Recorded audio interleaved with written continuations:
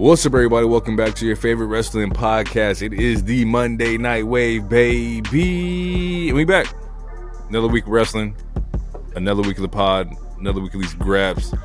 I go by Jay, a.k.a. the Lonely One, a.k.a. the Babyface, a.k.a. Pod Breaker, Podson Reed, Pod Man Page, Pod Will Jacob Friedman, because I pod better than you and you know it, a.k.a. Misrespect the Jumpers in the building. And without further ado, I'm going to pass it off to my illustrious co-host, the heroic one. Please take it away from here. He is a wild card. He is the king of gorgeous. He is Mr. Sexy Ass Lottery. He is hero, and I am he, and I am also glad to be back, but I am also not alone. That's right.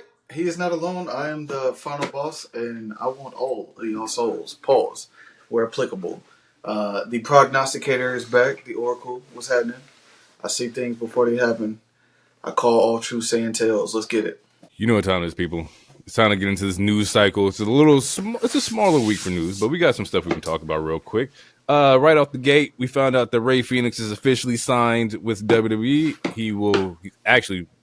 We should have already known because, you know, the vignette started last week where people start speculating and whatnot. This week we get him in another vignette with the Rockefeller sign. It's the Rock in here. Yeah, Rock Boy's in the building tonight. And it seems like he's going to be starting on Smackdown. How do we feel about Rey Fenix being separated from Penta for the time being and him being on Smackdown? Well, honestly, I think we should ask you that question first. So, Jay, how do you feel about Penta and Rey Fenix being separated at first? I get it. You want to brand them a little bit differently. You don't want them to come in and be exactly who they were in AEW. That's fine. However, I do hope that we can get them in the tag team picture at some point. You know, Motor City Machine Guns versus, you know, Lucha Bros, Profits versus Lucha Bros. There's a lot of Bloodline versus Lucha Bros. There's a lot of potential things that we can do. As far as like individual success, I think Rey Fenix is going to be fine. I think he's going to do really well. Rey is a lot more agile than Penta. Personally, Penta has a better look. He's more appealing. You know, Penta just looks fucking cool. But Rey's the better, like, wrestler, in my opinion. That's just me personally. But yeah, I'm down with it. I'm cool with it. As long as he's happy where he's at and they use him properly, he's being booked properly, the storyline's going somewhere, and he's not in Legato, you're good. You're good in my book, buddy. Word. I'll go and LWO. And LWO. Keep them separate. Well, LWO's on Monday Night Raw, so we're good. I'll go because you guys kind of actually touched this a little bit on one of the episodes I was gone on. But, so yeah, Penta has a really cool ass look. And I feel like there's a part of them that didn't know, like, he would hit so hard on his, like, debut and a couple other episodes. So I think what they're trying to do is like, let's keep them separate for a second, like, or just, you know, for a while or just a little bit. Who knows the actual timeline? But as far as SmackDown goes, there's no masked luchadors because I definitely consider all of Legato luchadors as far as like their resume and what they've been through and where they worked at. But yeah, there's no masked luchadors, and I do think I feel like the end game is for sure them tagging together. Like that's the end game. I think like to me, like I guess the best way to put it is like it's almost like the opposite of what's going on with the Usos right now. It's like we've seen the Usos together for so long now. They're finally branching out. They're like with the Lucha Bros. They're starting off with them branching out, and then we'll see them like come together. I think is what's going to happen, if that kind of makes sense. But yeah, I'm not opposed to them starting off separately because it's like Penta is fucking hot. Like he on almost a weekly basis, like he's one of the coolest. He's dead ass one of the coolest looking characters in all of wrestling right now. Like from the entrance, just the look, like he's not your typical looking luchador. His moveset, like he still hasn't even like fully went into his bag. And like for anyone who's watched his AEW run or his Lucha Underground run, like we know his bag is. We know he can go deeper in the bag as far as his. If he needs to, too. If he may not need to. I mean, like he just had a match on Monday Night Raw, which was no holds bar or something like that, Yeah. and still didn't do nothing crazy, but was still a really hard ass hitting match and still a really good match. So it's like, Yep. it's and I think he's still working with a torn bicep, which I have no idea why, but I think he's still working with a torn bicep. So maybe that's also why they're not like going too crazy. But spoiler, we'll talk about the end of Raw, but like he's already in like a title program essentially, which we also talked about last week. So yeah, I don't mind them starting off separately, but I do think the end game is for sure them going to be linking up. And being the only masked luchador on SmackDown is not a bad look for Ray, especially speaking on like what you said about his moveset. We'll see what he's like on the mic. Do you think that's a reason why he keeps the name? Is he going to be Ray Phoenix on SmackDown? Would that keep you separate from Rey Mysterio on Raw, or do we're still just going to shorten it into Phoenix? They might call him just Phoenix, but then again, like honestly, that's a really good question. They might just call him Phoenix. If you think about the old VKM shit, where it's like no one could have the same name, but then again, like in this Triple H era, we got 2 Brawns. We've had a couple of like things that are like really close. Like as far 3 Brawns. We got Bronson Reed, you got Braun Strowman, you got Braun Breaker. Like in VKM era, that would never happen. It's too similar. So there's a chance he will be Ray Phoenix, but there's also a chance he might just be Phoenix, which is fine too, because Phoenix is a cool ass name. Like you can make X-Men ties to it if you want, whatever the fuck. So yeah. And plus, everybody knows Rey Mysterio. Even if you said it's 2 Rays, we all know who the fuck Rey Mysterio is. Like there's no way like that doesn't look like Rey Mysterio. It's like we know, bro. Like you don't have to change your name. Rey Mysterio's a fucking legend. Like, and they could always change that E to an A if they really wanted to. Yeah, exactly. If they really wanted to. Ray Charles Phoenix. We can.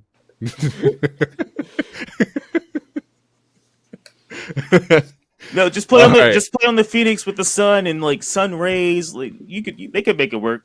You just need someone who's into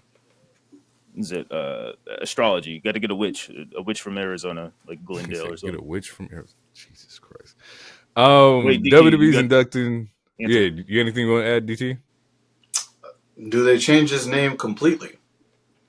Is he introduced with an entirely new name that is not associated with Phoenix or Ray Phoenix? Have we seen any of the AEW talent come over and completely change their name all the way? No. Oh, well, Lex is King. Lex is King is the only one. True.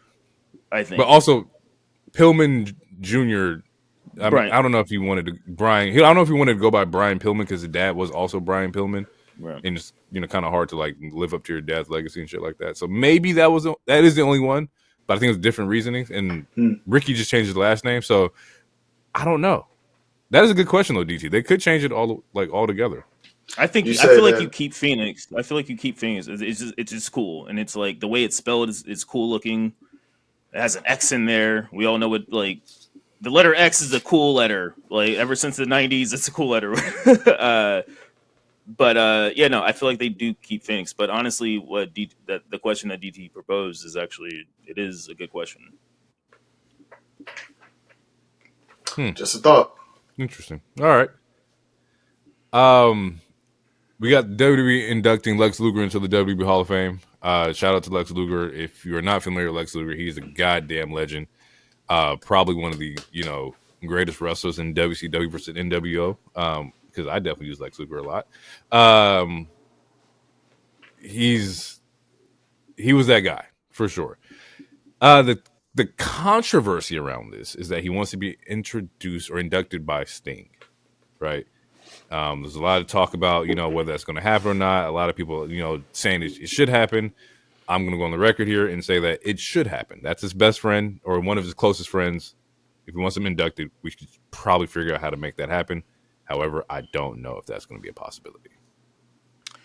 Yeah. Actually, D, you go first.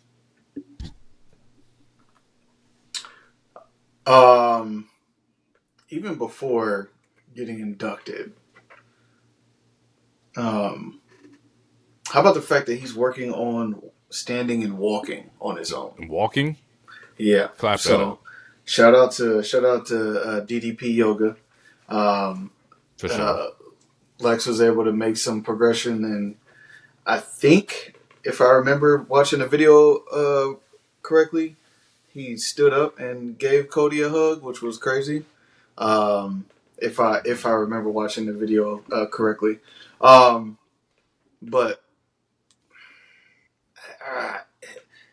should he get inducted by Sting? Yeah, he should. Will he? I don't know. Because we know who it's up to. So. Yeah, so yeah, my answer is honestly either or I'm fine with. Like if it would be cool because that's what he would like. There's a lot of but they didn't do this because I guess like because during Sting's like retirement run, like he had people post videos, and I guess they wanted Lex to do it, but Lex didn't do it, and I think it was because, or at least some of the sickos are saying it was because of WWE. But to my knowledge, Lex just got this Legendaries contract like this last year and a half or so. I don't know. I'm not really sure. If it happens, that would be great, especially since Sting is technically retired. I don't know if AEW has like their own versions of a Legends deal. They probably do. If What for AEW? Like, yeah, for like Sting, like if he's signed to like a Okay, yeah. So it's like if Tony says no, Tony says no. We can bitch and complain about it, and it will be rightfully so. But also at the same time, you could argue because like there's the DX reunion. He didn't let Billy Gunn show up, you know, and it sucked, but it is what it was, or it was what it is, and it is what it is. If it can't, yeah. Wasn't Billy there for the Hall of Fame segment? Isn't because that's where he did the whole like the pissant like company line. What wasn't that the Hall of Fame? Was that was you talking about an in-ring segment? You're talking about when Triple H called the pissant? Like that was like within 2019. I don't know if Billy might have been there. Billy was signed or going to. He was going to AEW. That's what It was just at the beginning of everything. Yeah, but that's when Triple H had made that line. Yeah. But yeah, that was also like 2019, 2022, whatever. They've worked together like low key. Like there was a moment where was it Daniel Bryan who said something on one of TK gave Daniel Bryan Bryan Danielson the okay to do something for someone else's go away. I think it was Undertaker or someone. I don't know. It was something like they've been proven to work together. If it's one of those things. Like if TK wants to be petty, if you want to call it that, that's fine.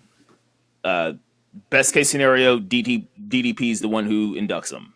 Or they could do Hogan, or they could do Bischoff, or they could do Jimmy Hart. Like they could choose whoever. It would probably be DDP if they can't get Sting. If Sting is able to do it and TK lets him, that's also cool. I think we should just let this kind of play out. I understand that there's a controversy, but there's also been whether like we can talk about the shots that both companies sent throughout the years. We could talk about the times that they also like let shit happen. Like they mentioned Moxley, they mentioned Jericho, they mentioned all that. They still mention like granted they call them their old names, but they still like in this new era they mention these people. They let Daniel Bryan do something while he was currently signed. They mentioned Sting's last match. I believe that was also a thing too. They mentioned like Michael Cole. Yeah, like so, like I think like there is still some quote unquote petty things going on between both companies, Absolutely. But I think honestly, for me, I think we should just let it play out. If it doesn't happen, it is what it is. If it happens, awesome, also. But worst case scenario, it's just going to be DDP. You know, Sting will probably be there under a mask or something. You know, so. Sting's not an active wrestler. It's like. If Sting was an active wrestler, I would feel where you could be coming from. But as a legend, like go up there, say your piece about like your guy, and get the hell out of there. It shouldn't fuck up your money. On the flip side, though, how about a trade? How about a trade, people? How about we let you, get Sting for this, and you send me Gunther for Forbidden Door, and just Gunther versus Kenny Omega. That's all I want. That's not a fair trade at all. That's a fair trade. To borrow, like you said, someone who's retired for He's a 5 legend. For a 5 minute, for maybe a 3 minute speech. He is an icon. You can sell merch, sell little Sting masks. Just send the Gunther over so I can have this 1v1 with Kenny, and we can just do it in Japan too. All right, wait. Before Hero goes and says something, if I'm H, I'll let you do it. whatever proceeds that Gunther brings in that you normally wouldn't see because he wasn't there, I want that. But you can use them. You can use them. Gunther has So to if your win. tickets, if your ticket sales, Gunther had. All right, y'all about to piss me off. No, because he's Wait, Next segment. If we're talking about power rankings, he's a current world champion. You got this Next nigga. He has a mid card title. Absolutely not. All right, fine. Your titles do not revolve in my world over here. All right, this power is rankings, straight dude. slaps, Power straight rankings, grabs, no belts, no nothing. Actually, unsanctioned. Turn the lights off. Slap him in the belly button. Watch him fold. Slap him in the belly button. This nigga's disrespectful. If you have to get a bigger arena because Gunther is there, I want the increase. I want the profit margin on that. You can have him, but I want the profit margin on that. How about this? For All in Texas, I'll give you JBL. You give me Sting, I'll give you JBL. And you get a clothesline from hell. Clothesline the shit out of Ricochet. Actually, clothesline the shit out of Ricochet is fucking funny. You know what? Fuck it. Y'all, never mind. Go ahead. You take Gunther. Just give me Finn. He ain't winning no way. It's all right. Oh, I'll take the segue. I watch Finn and Kenny. Absolutely, I'd watch that shit in a heartbeat. All right. Two last things before we get out of here. We'll start with Cope and Finn since DT wanted to bring this one up. We found out that, it probably wasn't Cope's idea to lose to the Demon. I did not. I did not know you were going to bring this up. I'm calling Cap. More I listen to Hero on the timing, the more and more his stance makes sense. That's it. Even we'll talk about it, but even this past Wednesday, when they ran back the same match they had the weekend before, how did Copeland, Adam, how did he lose the match? The same way he lost the first time. Choked out, snuff. Yeah. Wasn't a pin. Why he get choked out? Why he get choked out? We will talk about it during the show. During that show, but I'm just saying. I'm calling Cap to give it more context to what DT just said. Like what I said in the chat. I don't know. To me, it's even if it's true, it is still sus that the story is just now coming out. We're talking about a match that happened 2 years ago, or about to be 2 years ago. Mm-hmm. We're talking about a character who is not in that company anymore. And this is based off of 2 weeks of two characters. Yeah, 2 characters. Well, Finn's still there. I mean, we ain't seen the Demon. Oh, yeah. That character's long gone. Yeah, well. Nah, he coming. Hopefully. The Demon coming. But, it's like this. You're talking about a match 2 years ago. You're not in the company anymore. And this is, this comes off after 2 weeks of just the IWC and whatever, calling you Cope Hogan, be like, oh, this motherfucker doesn't like to lose. Like, look how many times he lost. And we talked about it last week too, I think, maybe. But it's to me, it's a PR thing. To me, it's a complete PR stunt where it's like, see, I did try to put someone over, but the devil told me no. So let's all just send our hatred to VKM. And it's like, yeah, he deserves that hatred. Yeah, fuck him. But the fact that the story is coming out after 2 weeks of multiple days of people shitting on him, being like, yeah, he doesn't want to take pins. Ever since he got double stacked, he doesn't like to take a single motherfucking pin. I wouldn't either. You're not about to pin me on top of another nigga and just think I'm gonna take another pin for the rest of my life. No, I mean, Seth still pinned him, but it was also due to DQ. He has not lost this match since that Roman Daniel Bryan match. That wasn't him being distracted or some other shit, he hasn't lost clean. The way it happened, the shit was so disrespectful, bro. He dragged him and stacked the bodies. Do you understand how disrespectful that is in the wrestling ring, bro? That's crazy. I just got the memory of bro, he dragged the bodies, put them on top of each other, and pinned them. Hey, look, I get it. Roman's Roman. It's still mad disrespectful. I would never take a pin ever again. You're going to choke me out every match. What did the shirt say? What did the shirt say? It was rack 'em, stack 'em, and pin 'em or something like that? Or yeah, wreck 'em, stack 'em, and yeah. Something like that. Wreck everyone and leave. I'm pretty sure Seth did pin him after that, but Seth went 1-3. He said wreck 'em, stack or 'em, 1-2. Tribal Chief in 5. 1-3. No, it was 1-3. Last bit of news here. During Mania weekend, besides a pretty shitty comedy show after Mania, we actually have John Cena doing $25,000 intimate meal. And the question is, $25,000 or a meal with John Cena, guys? Which one would you rather have? Give me the $25,000 so I can have front row seats at WrestleMania. I'm not giving y'all $50,000 to go see WrestleMania and eat dinner with John Cena. Fuck out of here. With 25 other people though, like it's not as intimate as you think. You're with like 20 plus. Yeah, it's probably like one of those long ass 12 apostle type tables or some shit. The more you tip, the closer you can sit. Yeah, that's crazy. The answer is the money. That's the most ridiculous shit. And to go back on what you said a little bit before that, because we did briefly, last week I said it was a rumor, and they fucking confirmed it. Yeah, like they're gonna do a roast, and it's gonna have Kill Tony Hitcliffe, or whatever the fuck his name is. He's a piece of shit. I urge everyone to not watch it. I will not watch it. It's not live. It's not. I don't think it's being recorded. If it is, you're gonna find clips out. The clips are gonna be out there, but it's not live. The clips will be on the internet. That's cool. We shouldn't watch it. He's a racist. He ain't shit. And we gotta. It sucks because WWE is getting so much better. But since the TKO shit, the UFCification of this company is the lines are merging.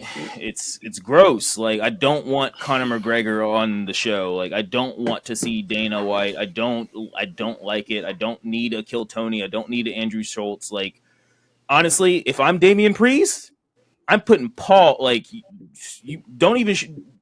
I better be night 1, because if I'm night 2 and I'm Damian Priest, I'm fucking him up, because Damian Priest is Puerto Rican, obviously. Zelina Vega, I'm fucking you up, and this is maybe a fucking, maybe I'm overthinking it, but if I'm Bad Bunny, why do I want to show up again? If you're gonna hire this dude who just called my my home country, floating trash, during a Nazi rally. Because that's what that was. That MSG show where that was at. That was a Nazi rally. Let's keep it a buck. If I'm Bad Bunny, do I want to show back up? That's a good question. I mean, I don't know. When do we approach that situation of talent possibly being frustrated with who you bring onto the show, or is it just hey, it's big business, either you get on the boat or not, kind of thing? Because that is a big situation. The dude was live talking shit about PR and everything like that, right? And like you said, Bad Bunny, Zelina, Damian Priest, as talent, are you just supposed to sit there and just shut the fuck up because you're gonna check, or how does that situation work? I bet nothing. I feel you're damned if you do, damned if you don't, kind of situation. I feel from everything we've heard since the new regime, obviously Triple H has put from everything we've heard, Triple H is really approachable. Obviously what makes it so different? We don't know. Yeah, we don't know. We don't work there. But if I was in one of those positions, I'd be yo, I don't want to be nowhere near this guy. I'll fuck him up. That's it. If he's night 2. I need to be night 1, or I need to open night 2. I don't want to see this motherfucker because I will fuck him up. I understand big business. I'm not trying to ruin my spot in this show or on this card. I'm not trying to make you hate me, but I don't like this nigga. So we can't be in the same locker room. You just got to be careful. They have to be careful with that, because retaliation does happen in businesses in the most slightest way. It could not be physical, but it could be hey, because you didn't play ball when Kill Tony was here, we're going to cut your minutes or whatever. And I don't think that's going to happen, but you just have to be really selective with how you approach, sensitive situations like this, especially when you're not the aggressor in the fucking, conversation. Yeah. But spinning out of that, thoughts and prayers, or, maybe we can't say that. Maybe. I mean, I can repeat my joke. But nope. We're good. Okay. No Dolphins. No Dolphins at all. Wait, okay, well, We'll real kick quick, off- since you brought that up, so Chris Bay had an interview. It looks like he can stand. Right. So shout out to Chris Bay. Yeah, he had a really good interview with Chris Van Vliet. I did not finish it, but I will finish it. It seems really good. It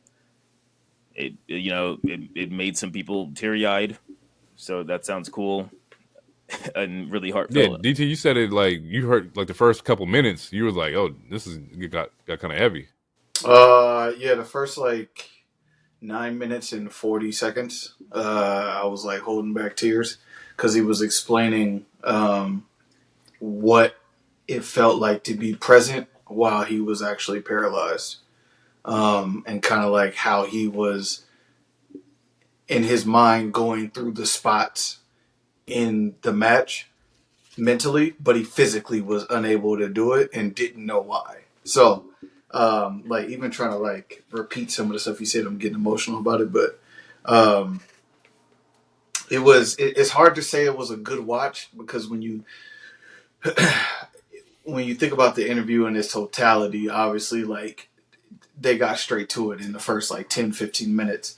But then listening to his perspective, his gratitude, kind of the quote that he kept repeating, which is every day above ground is a good day.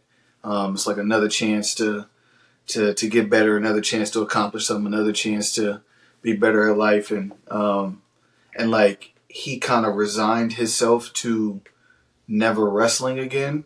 But then as he started to knock out some of the smaller goals and now he can stand and he's working on walking longer distances and working out again slowly but surely. Like there's kind of like an inkling that he, if it's possible, he's going to try and return to wrestling. And even just thinking about somebody having that kind of like mental toughness and perseverance to go through what he described in the first 9 minutes and then not be able to have dexterity in his fingers and not be able to text and not be able to pick up stuff or have his girl respond for him and just all the stuff that the shit that we take like for granted, being able to wiggle your toes and feel your toes and that kind of shit, to be in a place where he's like, there's a chance that I might be able to wrestle again. And then to get in the ring, to think about getting in the ring and trying to get back to who you were, even if it means you have to change your wrestling style, but still be in the ring and then have to deal with the trauma from that. Like that's kudos, man. It's a fucking testament. So it was really, really, really humbling and enlightening interview. And it just puts a lot of shit in perspective. So Yeah, you can't take shit for granted. You know what I'm saying? Like life's not guaranteed. Or tomorrow's not guaranteed. And then also real quick, Homicide is retiring, I guess, because a cyst in his brain. So thoughts and prayers to Homicide. Thoughts and prayers. I don't know anything about his catalog or anything like that, but it's all relative and it's all wrestling. And like, unless you're like a Hulk Hogan type of person, like I'm going to give you positive vibes. So I'm assuming Homicide is good. Because no one's a lot of feedback, a lot of different talent. Yeah, no one's came out and said, "Oh, like no, he's a nasty man." So shout out to Homicide, and hopefully, I know I have a family member dealing with some brain stuff. I know friends that have had family members deal with some brain stuff, whether it's like a cyst, a tumor, aneurysm, anything. So it's all tough, and hopefully it works out for him as well. So absolutely. Speaking of like tomorrow's also the Chris Bay benefit pay-per-view, Mecca X or Mecca 10, happening March or 23rd. If you're listening now, it's probably already happened. But yeah, this is going to be a big show as well, to where like everybody's there. TNA talent, AEW talent, WWE talent. It's like technically kind of like a forbidden door. What I'm saying? Like this is the forbidden door. It is a forbidden door. Besides he called it. Also, he called it the forbade. Forbidden? Yeah, Forbidden Door. That's what he called it. Forbidden Door? Yeah, this is definitely Forbidden Door. Which is fire. Yeah. So there's a New Japan talent that's supposed to be there. All kind of stuff. So, yeah. And I think, and like, it further proves, like, one, being a good person, being like, just being a genuine good person, like, you're going to make friends everywhere.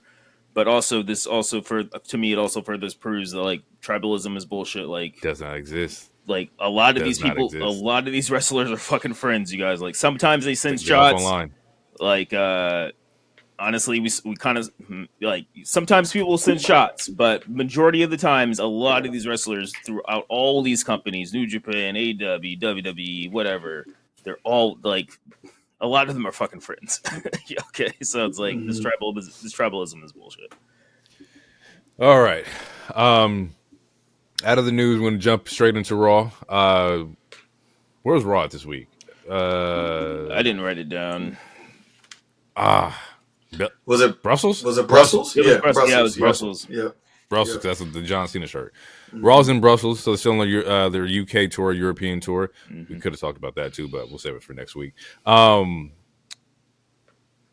do we feel about this John Cena promo? He comes out and he gets on the mic. You know, I don't get the quotables. I do got some quotables.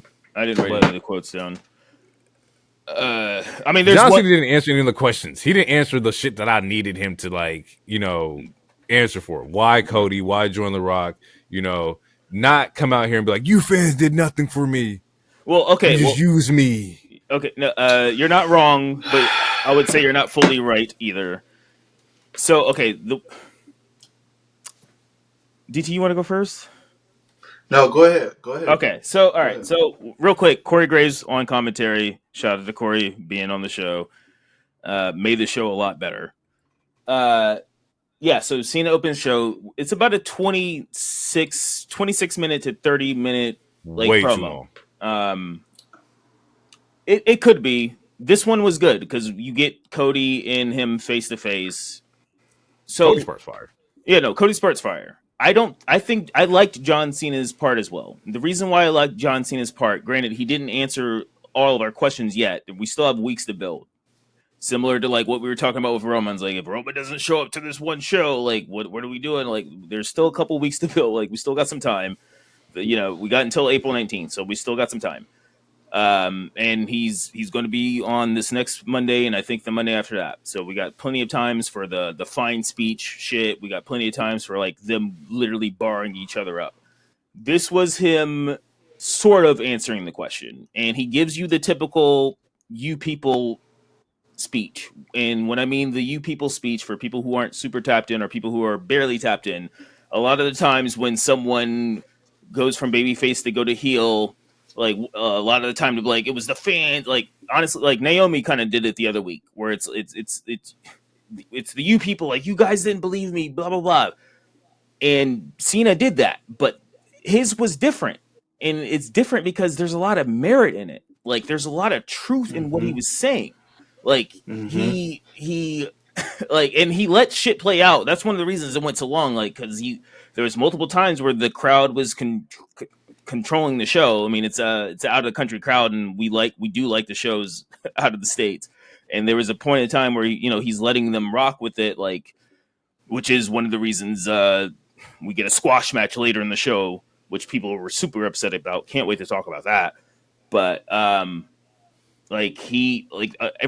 was a lot of merit in what he was saying. Like, I remember coming back into wrestling and most people hating John Cena and me not understanding it, and then someone explaining it to me and was like, "Oh, okay, I'm supposed to hate this guy because he just buries talent or he does all this other stuff." Similar to when I came back into wrestling, I was like, "Oh, I'm supposed to hate Roman because according to this podcast with Punk and according to all these fans, I'm supposed to hate this guy because he's being shoved down our throats." Like, so, like what he was saying was like, "You guys turned on me. You guys like treated me like shit. Like I've done. Like you didn't like me at first.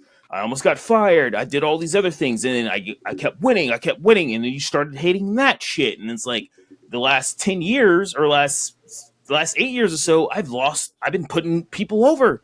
You guys don't like that shit." And it's like it goes back also to the Daniel Bryan promo where it's like, fans are fucking fickle. Like, you guys don't know what you fucking like.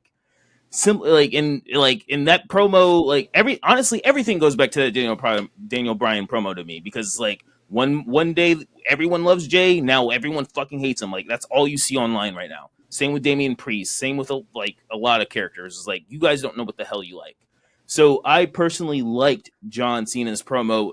Granted, it was a typical you people promo, which I don't super care for, because to me it's kind of lazy, where it's like any old baby face can be like, oh, I came out here, you guys didn't really believe in me. Honestly, it's the same shit I said last week when I was giving MJF shit, where it was like, oh, you guys don't like me. It's like, bro, they cheer you every fucking week. To me, it's the same. Like, it's that exact same thing.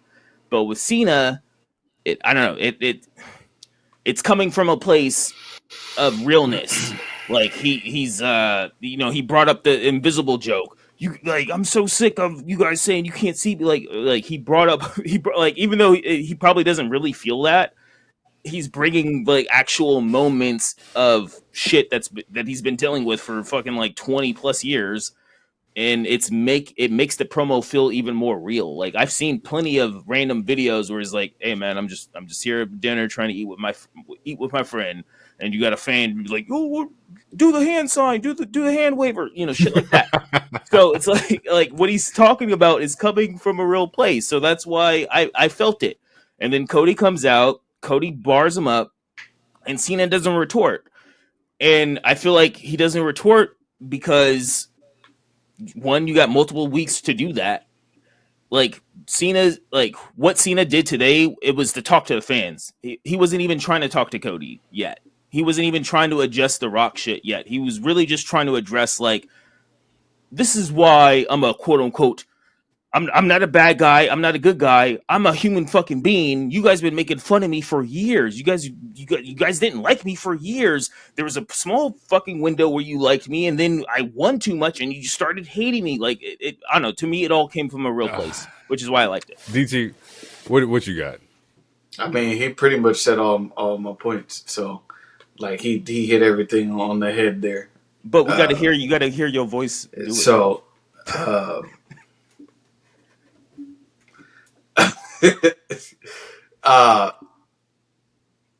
the thing I think I made him blush the most to me is him saying it was an abusive relationship, it was toxic, and it was all about the fans. What do we get? What do we get? What do we get? Oh, he's a bad guy now. He's going to change his music. What kind of music are we getting? What kind of merch? What kind of clothes are we getting? Is he going to be wearing this? Is he going to be doing that? I'm not doing none of that shit. This shit is for me. Y'all didn't like me when I was doing me. And now that y'all have a reason to actually not like me, I'm going to still do me. And now you marks are fucking dressed up as me. You look like me. I can spot you. You look like a fucking idiot. You're wearing all my shit, but you're booing me. So now who's confused? So, I think it was great. I think it was great by John. I had someone come into work and they subscribe to the pod. Hopefully they'll hear this episode. And they were like, yeah, man, I just didn't like it. I thought it was weak. I thought it was such a bland promo.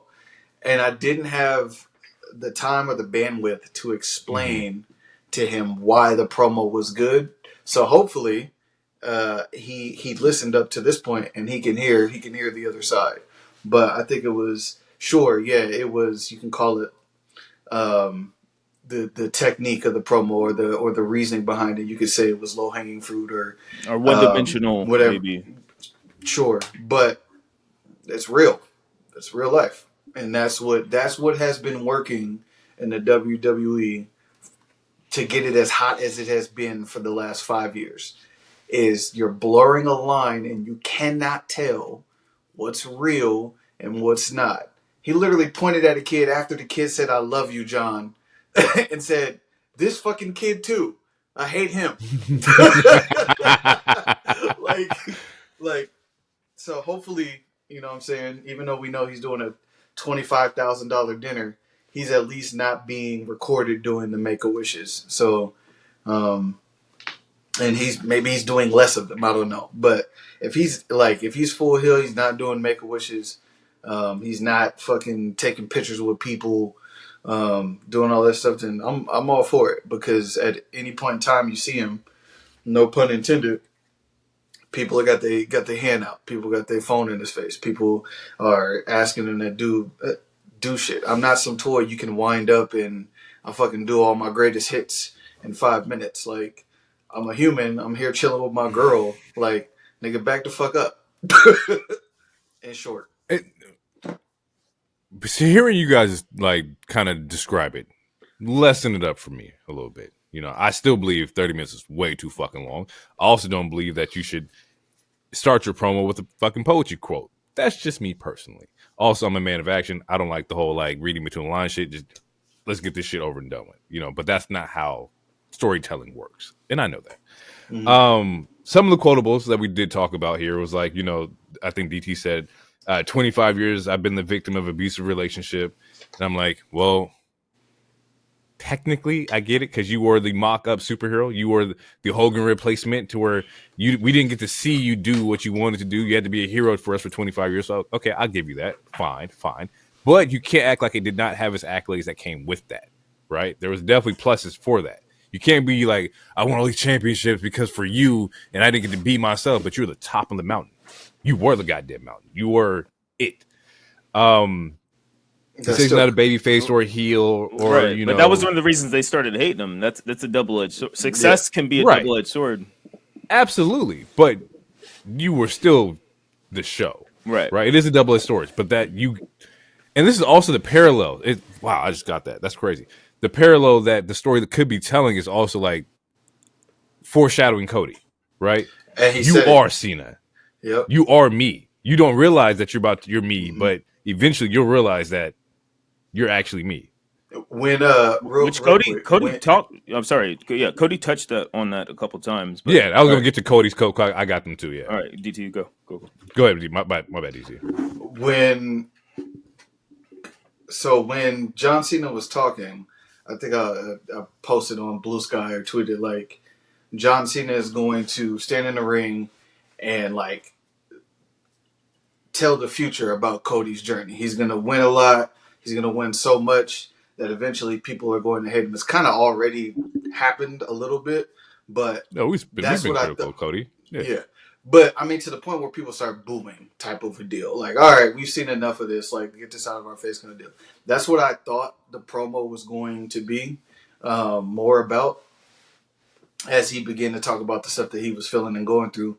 But then he talked about, as he was going and letting the crowd kind of control their responses, he then got to a point in the promo where he was talking and the crowd got quieter and quieter because it started to make more sense. Then after a while, they got tired of it and they started chanting for Cody. And that's when he said, yes, you're a new toy. And like, that's where I figured he was going to start flipping that in. So I think that's going to happen for sure. He's going to talk about the downfalls and the pitfalls of what's going to happen for Cody at some point. Absolutely. Some more quotables is that, he changed himself hoping we like him, and he worked for a second and it wasn't enough. So he worked like he always does, and he started to win, and he won a lot, and we hated it, and he wasn't enough then. He says, not one of these sons of bitches asked him how it feels. And that's where he goes like, you get nothing. What do we get? You get nothing. Because you didn't ask me how I feel to be cheered so high on the mountaintop and to be booed for just being successful and being what you wanted me to be. Right? I get it. Breaking it down and talking to y'all, it makes the most sense. What I did like was also, Cody's retort. When Cody comes out, he gets on the mic, he says, everyone's ready to hear John out. We all wanted to hear what you had to say. And then he says, you think the fans are giving you their worst. Well, I've also given them their best, or we've also given them their best as well, because he was special, because he could take it, because he could carry it. And then Cena hits him with, I think it was something like, hey, listen, kid. And Cody's like, enough. Mm-hmm. The enough, like when Cody hits you with the enough, it's time to stop playing games. And he says, even after what you did, he was excited to still go week to week, face to face with John Cena, and instead he got this. Well, if this shows up at WrestleMania, he said this better not show up at WrestleMania, because if it does, he'll run it over and run it out. Retire and it I'm like, early. bro, I'm gonna retire it early, and I'm like, yes, Cody, Which is a bar. this is the nigga I want to see. This is the motherfucker over here that's like, that's the nightmare. I want to see that guy. All right. Cody's been on a spree. This last 3 months or 3 PLEs or whatever, like 2 PLEs, he's been on a fucking spree. Mm-hmm. And I'm liking the direction Cody's going. And like my original take was, like I said, no mention of Rock, no mention of, why he attacked Cody. You're right. He's addressing the fans first, because those are the ones who are going to be the most disappointed, or were the most disappointed with the action. These next couple weeks, we need to bottom, kind of like boil it down and figure out what the fuck is going on here. And that leads me to my next question. Do we think that he's going to mention The Rock? Is there any way he can do this without mentioning The Rock? I feel like you have to mention him at some point. But to be fair, he kind of already stated. I mean, he has to restate it, but he kind of already. It was foreshadowed. After Royal Rumble. He was like, I'm going to Elimination Chamber. I'm not going to qualify for it. You know why? Because it's best for business. And what's best for business is me winning this championship for the 17th time and breaking this record. Like that right there is kind of already. That was our foreshadow to why he already joined the side. We still do need some further context and further explanation, but it was technically already handed to us. Like they technically gave it to us already, though. A little bit. We do still need further context for sure, but like that, if you re-listen to what he said after the Royal Rumble and then look at what's happened since then, like it was already in the fucking cards. It's like, no, like this is what's best for business. And The Rock, corporate final boss, he's what's best. He wants what's best for business, which originally was Cody's soul, because Cody is essentially pretty much the new Cena. He's the new superhero. He's like, he is the biggest babyface besides Jey Uso. And but what's best for business, according to The Rock and John Cena, is this breaking this record, etc. I have a theory. So I'm sitting here. I was brainstorming some shit earlier this week. Right now it's Cody versus Cena, right? Let's say hypothetically Cena takes his belt from Cody. Let me finish. Let me land. What if the story is, in the end, Cena ends up helping Cody like push The Rock away, right? Not falling victim to the curse or whatever the case may be. I don't know what I can compare it to, but it's like, I'm going to protect you from him. The harm that he was planning to do for you, I'm going to take the hit. And maybe that's how, like, we get Cody versus Rock at some point, to where you end up killing off the bigger star. Cody doesn't retire Cena. Rock retires Cena. If that makes any sense. So I don't think we're going to get a Rock match. We might, but it's very unlikely based off what we saw last year, based off his work schedule, based off of like he busted a bicep doing this last movie that hasn't even came out yet. I do think Cena goes back to babyface right before he retires. That's where I'm getting at. Yeah, I do think he does go back to babyface right before he retires. How, I'm not sure, but I think the idea of a Rock match is decreasing by the day. Well, let's say really maybe it's not a match. Something's going to happen to where like Cena's going to take the bullet for Cody in some way, form, or fashion to kind of stifle one of Rock's plans or whatever the case may be. At least that's how I planned it in my head. To where it may not be a match, but Cena's going to end up giving Cody the big push. And that's what's really going to like, set Cody into like the next fucking realm. And I think that Cody has to go on this journey of like the downhill to kind of like, he has to have his Return of the Jedi moment. That's a Star Wars reference for people, my bad. But like the moment where like, you have to like, fuck, I lost to the big bad. I have to like, climb the way back up. And go get my green lightsaber and like really change shit up. You know what I'm saying? Like I think that's kind of where He has to go to Dagobah. Yeah. Mm-hmm. Yeah. I understand every reference, but you guys are fucking nerds. We could at least bring it to, well, no, because every reference we're making is our age range. We're all the same age, essentially. You guys could have said Invincible season 1 or something. We gotta play to our Respect the audience. classics, man. Respect the classics. Jesus Christ, you uncultured fuck. No, the original 3 Star Wars. I love those original 3 Star Wars. I love them. I fucking love them. Absolutely. No, I was They aged terribly. They aged terribly, but you know, Well, I gotta respect them. It's the CGI. The CGI didn't exist. So yeah. Wait, DT, do you have any comment on? Yeah, before we get out, DT. No. Nothing? Cool. Not at the moment. Mm-mm. Getting out of this, there is a no holds barred between Penta and Ludwig. Once again, good match. I have nothing negative to say about this goddamn match at all. Both of them are fucking stars in the making. I've gave Ludwig praise. Y'all know how I feel about Penta. This is business as usual, y'all. Yeah. The dope part though was the destroyer on the chair. That was fucking fire. Mm-hmm. And then we get the Penta driver for the win and whatnot. But I got nothing to say here. What do we have? Anything that we want to add to this? Shout out to the fans, because even though Ludwig is from that region, they still properly booed the heel. So, like, they know ball. So I'll give them that. Wait, are you saying that the fans are smart and know who to boo and cheer for, even if you're from the hometown? Is that? It's a concept. Somebody said that on a pod one time. It was like, who's gonna get booed in his hometown? Just saying, fans know. They know ball. The fans know ball. Backstage, we see Karrion Kross talking to Dom, and we know how Karrion Kross is. We know this man is a puppeteer. He's masterminded. He's inner workings. This is also the same kind of like, or in the same time, the same promo where Dom tells Finn that he wants to bring Penta into the Judgment Day, and Finn's looking like, bro, the same motherfucker who's coming after the belt I'm trying to go after, that's the guy you want to bring in?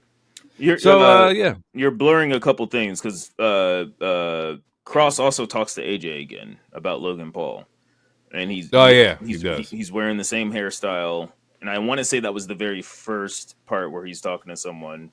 He's like, yeah, you're just mad because Logan is, it took you all these years to get here, and like Logan did it quicker, yada yada yada. Again, playing devil on the shoulder puppeteer shit. You do see him talking in the background of Dom. We have no idea what that part is about.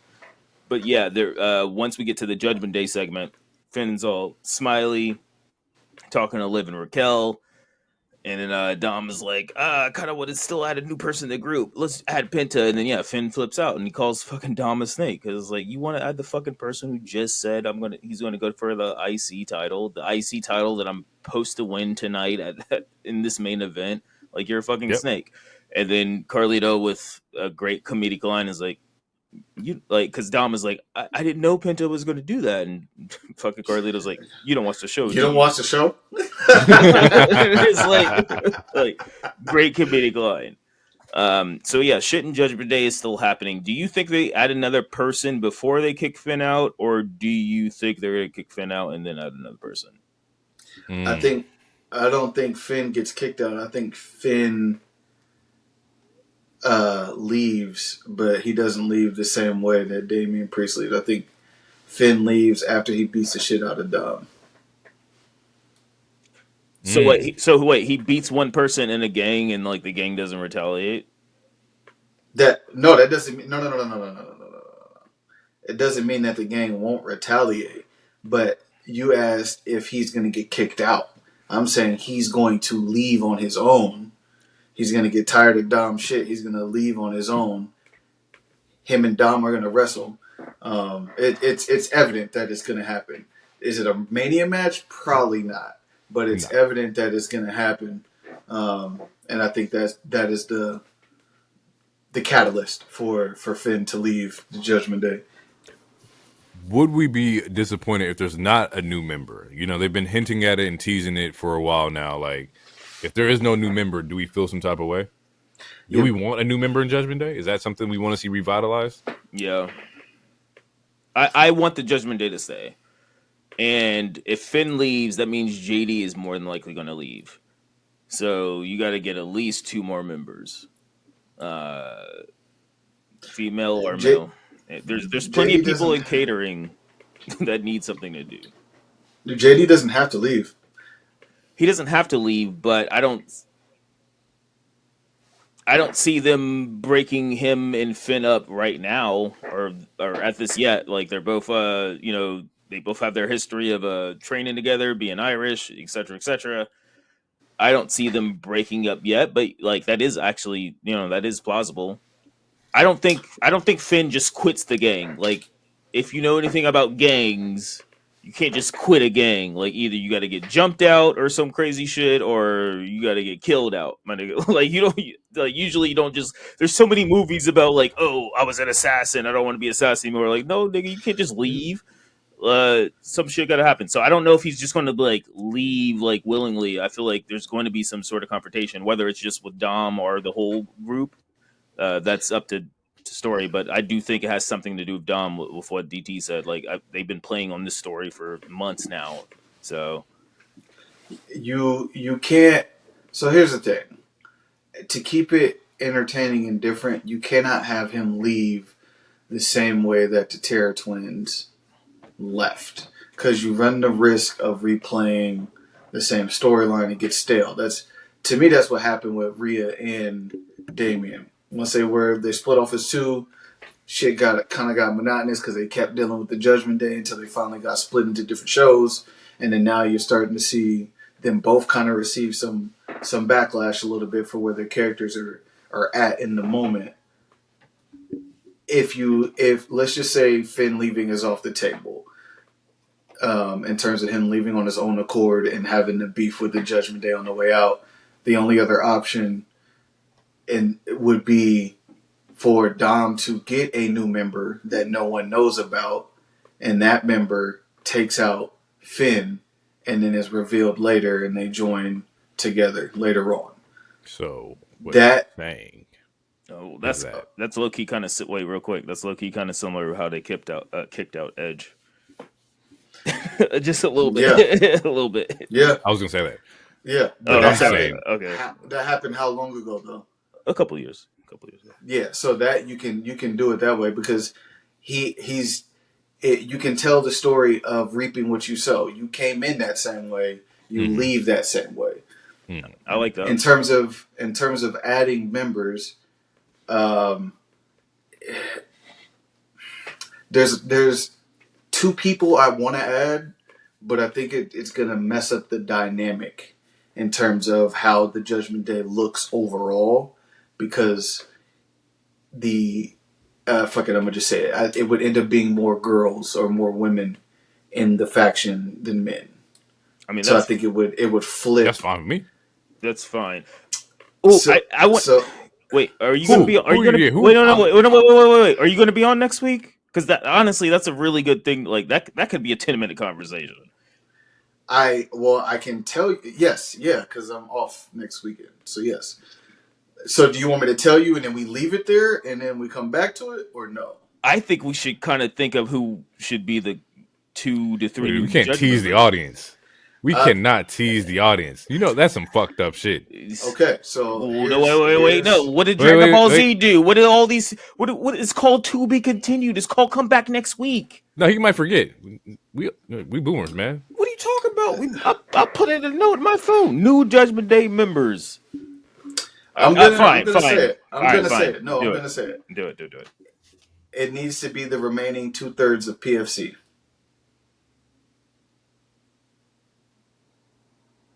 In the Judgment Day.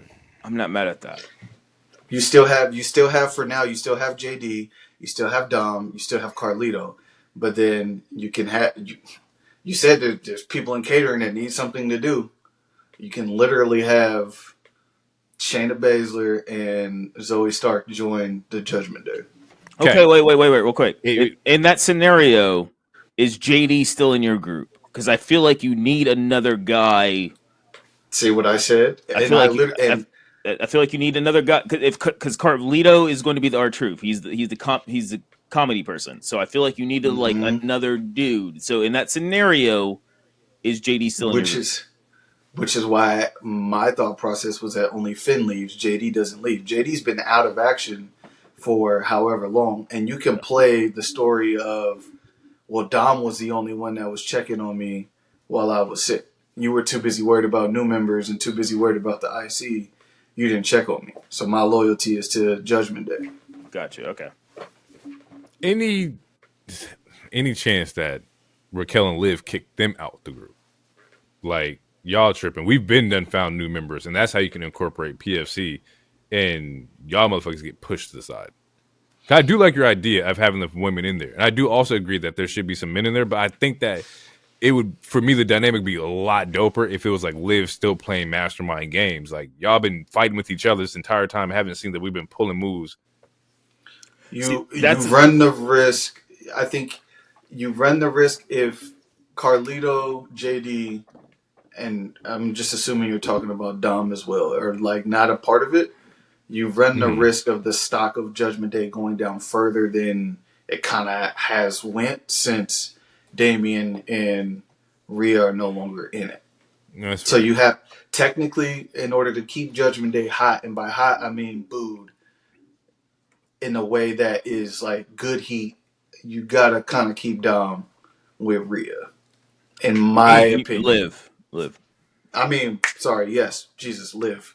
And to piggyback off of what he's saying, honestly, I think you have to keep Dom. Like, honestly, I think what you should do is make Dom the actual mastermind. Because if you if you pay attention to the entire, like, Dom is the one that out of Carlito. Dom is the one. I mean, Finn helped, but Dom is the one who got with Liv. Dom probably knew about Raquel more than any of the other members.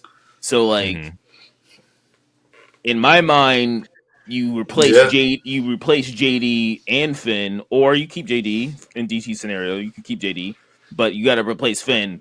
Adding Shayna or Zoe. Honestly, I don't know if you add both, but adding one of them would be fire. But I think you need at least one more guy for sure. If you keep Carlito, you need another big muscle, because Raquel is the muscle, and like Raquel is essentially playing Priest right now. You need another muscle, and it could either be an NXT call up, or there could be someone in catering who I'm not thinking of. But I think I'm very pro adding either Shayna or Zoe, and then adding another dude, or adding Shayna and Zoe in a big dude, like a Omos or some shit. But I have other plans for Omos in my head, honestly. If you do add the rest of PFC, you got to go and hit somebody hard. Like, I need you to, like, I don't need you to take somebody's belt immediately, but like, we got to make sure that the stock is up. Like, Shayna is on submission magician shit. I got you. Lyra Valkyria, they can go back and get they dubs on her. Yeah. Wait. Okay. So my problem with adding two women is that, okay, or tag belts or something, like they already got. There's already two women. Yeah, they can't.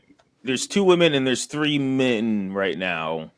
One of the guys are going to go, maybe two of the guys. So there's a chance that you have two guys, two girls. I think you should add, I think it should be balanced on some Power Ranger shit. I think you should add at least one more lady and one more guy. I'm very pro Shayna or Zoe. Either one would be fire to me. Shayna would be cool because she doesn't have to talk as much.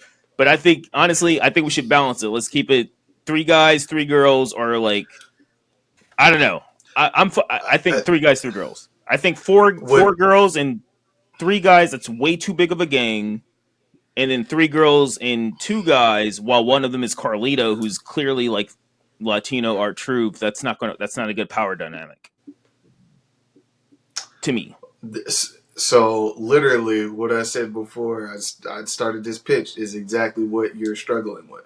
Because I said you run the risk of having a group out of balance. But if you're talking about people who fit the Judgment Day look and style, and who are already heels, and people who can wrestle and hold their own, and are in catering and currently not doing anything, it's that. So then, yes, you're running into the issue that So, All right. yeah. It's funny. Speaking of like the IC title or women's IC title, we get a match between Dakota and Ivy. Winner gets another shot at the belt, whatnot. Solid showing by Ivy. I think Ivy looked really good in this match. It was a Dakota ends up quicker match. Yeah, Dakota ends up winning here and gets another shot at the title. I see DT shaking his head in disapproval here. Because it was the only way she could win was by Ivy getting distracted. Because we just saw how Ivy wrestled against Lyra last week or the week before last. Ivy's been killing. I'm telling you, Homegirl is not that good. And that is the exact reason why she had to win the way she won. They should have just did the fan service 2 weeks ago, got it over with, and then had Ivy take the shit off of her, and we can give real graps and raps, and that's my piece, and I'm shutting the fuck up. My piece is that I don't think they should have ran this back if they're just going to have Dakota win. Like, the U.S. title is already being repetitive to where it's been Meechin versus Chelsea like 3 times now. We don't need the exact same on the other show. Where's the women at? Like there's multiple, like, just bring, like, it even if it's just a random call up, or I wouldn't even say call up, even if you do like a fucking open challenge type shit, like, I don't know. To me, they're booking it like Chelsea's Green's booking is way better than Lyra's booking, but the booking is still relatively the same in the sense that they keep fighting the same motherfucking people for the most part. Like, the only difference is that, like, Lyra has fought 2 people, and I think Chelsea's literally only defended against Meechin and maybe B-Fab one time. Like, so their booking is literally the same, but everyone, like, if you look at the IWC, everyone loves Chelsea's booking, but also that's because Chelsea's fucking entertaining as shit. It's the entertainment side of it. And Lyra is really fucking good. Her character isn't hitting with people, but Lyra is really fucking good. Like, like the match with her and Bailey not that long ago, fucking fire. The match with her and Ivy, fucking fire. Like, her and Nia, really good. Like, Lyra, she is going. There's a reason she signed. Like, she's going to be great. I'm not fucking with the booking. Like, there's plenty of women you can just like have a random match with. You know, like having open challenge. Like, make her, like, just do something different than what you're doing with SmackDown. I don't want to say this, but I think, like, when it comes to Lyra, it's like Lyra, you got to give her women who can get down and get busy, right? And I don't really see that with Dakota, respectfully. That's not. Respectfully. That's but like Lyra shines when it's like the Baileys, the Roxannes, you know, like people who can really, like, get in there and tangle. Even with, like, Ivy, like Ivy has, like, proved a lot. Like, has proved that she can get in there and tangle. So, like, when you throw in, like, Dakota, it's like it just slows the pacing down, slows the match down. And not Ivy, but Lyra slows down. Like, she works better in high speed, not high speed, but, you know, a faster pace, like wrestling match. Lyra's problem is not wrestling. She just needs more character work. She doesn't like being called Bird Lady. But you get that by having good heels. Good heels bring out good baby faces, you know. So you need the proper enemy to bring that character out. So you just need a good. I mean, yes, you're not wrong, but I would say you need a good storyline first. Like, it doesn't, like, even if she's beefing with another face, even though face versus face isn't the greatest, like, you just need a good storyline. Like, she doesn't have and that's why there's a difference between her and Chelsea's stuff, because even though it's very similar, Chelsea has had a beef with Meechin for a very long time. Like, they had the street fight, they had the garbage can match or whatever, and then, like, you have the 2 matches. You had B-Fab into it, and now you add Alba to it. Like, even though it's the same, like, she's had story within her shit. With Lyra, she's had no story. Like, her biggest story since the main roster was with Becky / Nia Jax. We think Chelsea's character is based off a story? Like, I think Chelsea's character is based off of, like, her entertainment side of it and her being a good heel. I don't know if there's a story that locks in that. I don't think there's a story that defines Chelsea. You know? Okay, so what I mean story with Chelsea is what I mean, like, she's been beefing with Michin this whole time, and there's been a story between that. With Lyra, it's like, oh, I fought Dakota to win a belt, and then Dakota I'm from NXT. and You're then gonna love me, right? And then Dakota wins another random number one contender. I fought her again. That was it. Then I fight Ivy because Ivy jumps me. Fight Ivy, I win. Like there hasn't actually been a story. Like with Chelsea, there actually has been a story because her and Michin have a history. Because her and Michin were beefing before the title even became to exist. So that's what I mean by story. Like her and Michin had beef before the title even came into that picture. Would you say Chelsea needs, or not Chelsea, but Lyra needs a Roxanne? You know, that was literally who I was going to say. Like after you're not going to do it now. You can start to kind of do it now, but Roxanne has already shown multiple occasions she can hold her own on the big stage. That we know. To heat her up, to heat Lyra up, this is something that needs to kind of start in the next week or two, and it's something that develops after Mania. So she need to be knocking off. She need to be knocking off other people that Lyra has knocked off, or she needs to handle Ivy Nile in a way that Lyra couldn't. Type shit, or give Ivy Nile her rematch because she was the one that took Lyra to the end. But yeah, Roxanne should be the one that has that belt second or third based on them two. It should not be a Dakota Kai. And I don't know if they're just feeding Dakota something to do because they're waiting on the rest of Damage Control to not be injured since everybody over there is fucking injured. So I don't know. I mean, you could always still give the belt to Bayley, but again, the difference is like with Chelsea, she gets multiple backstage segments and like in the ring segment. Like Lyra doesn't talk that much. Like Lyra, like her reign is kind of similar to Braun's reign, where it's like they just randomly show up in the background. But we're more acclimated with Braun already. Like we understand Braun. Like he's a dog. He'll give us a good match. Like with Lyra, like she's the bird lady. And granted, it is a funny joke to her. It's kind of not funny, but also like to regular fans, like or casuals, like you see her maybe every 2 weeks, every 3 weeks, and it's usually not her talking. It's usually not a promo. It's like, all right, this is my new number one contender.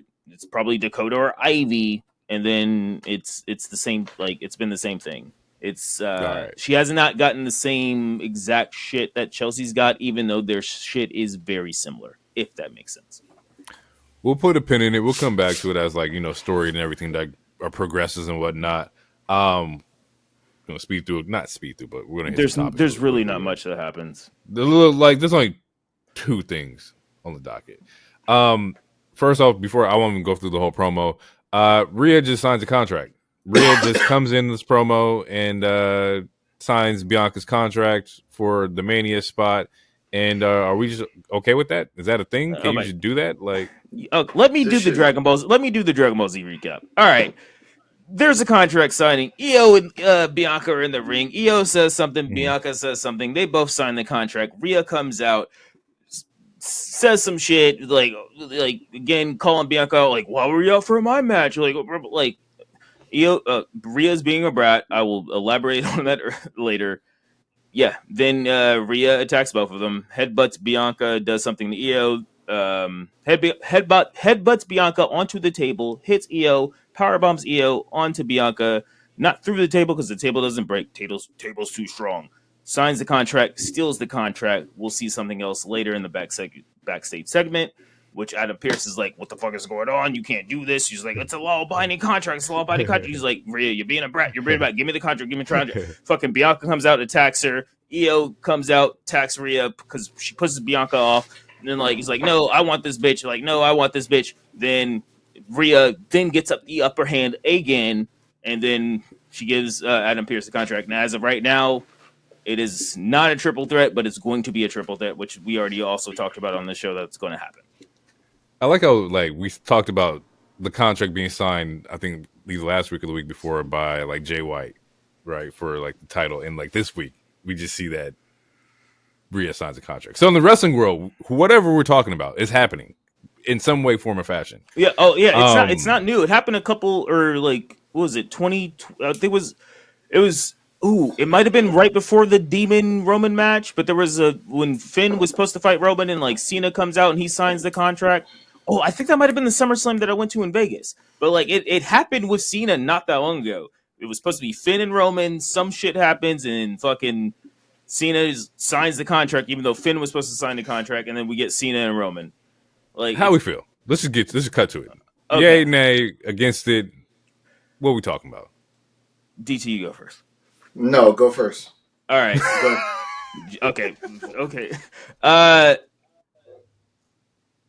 The way that they're telling the story, it's nay. I know, like, I already knew they were going to do the triple threat. We talked about it. We talked about it on the show. We talked about it off the show. I knew they were going to do the triple threat. The way that it's being portrayed on TV, it's a no for me. It's a no for me because Rhea, granted, I do understand, like, I can kind of see where they're going with her character. Like, her character, she was dominant as fuck for, like, over a year. She had a gang. The gang betrays her. She loses her title because she gets injured. She has to get her confidence back. You know, she has to finally get the title back after a bunch of cheating. She gets the title back, and then she feels like two people who are her friends or whatever betray her, whatever the fuck. I do understand her character's journey per se. As of right now, though, as of this last show, or as of the last two shows, her character has been extremely whiny to me, and I'm not liking it. It's not the Rhea that I love.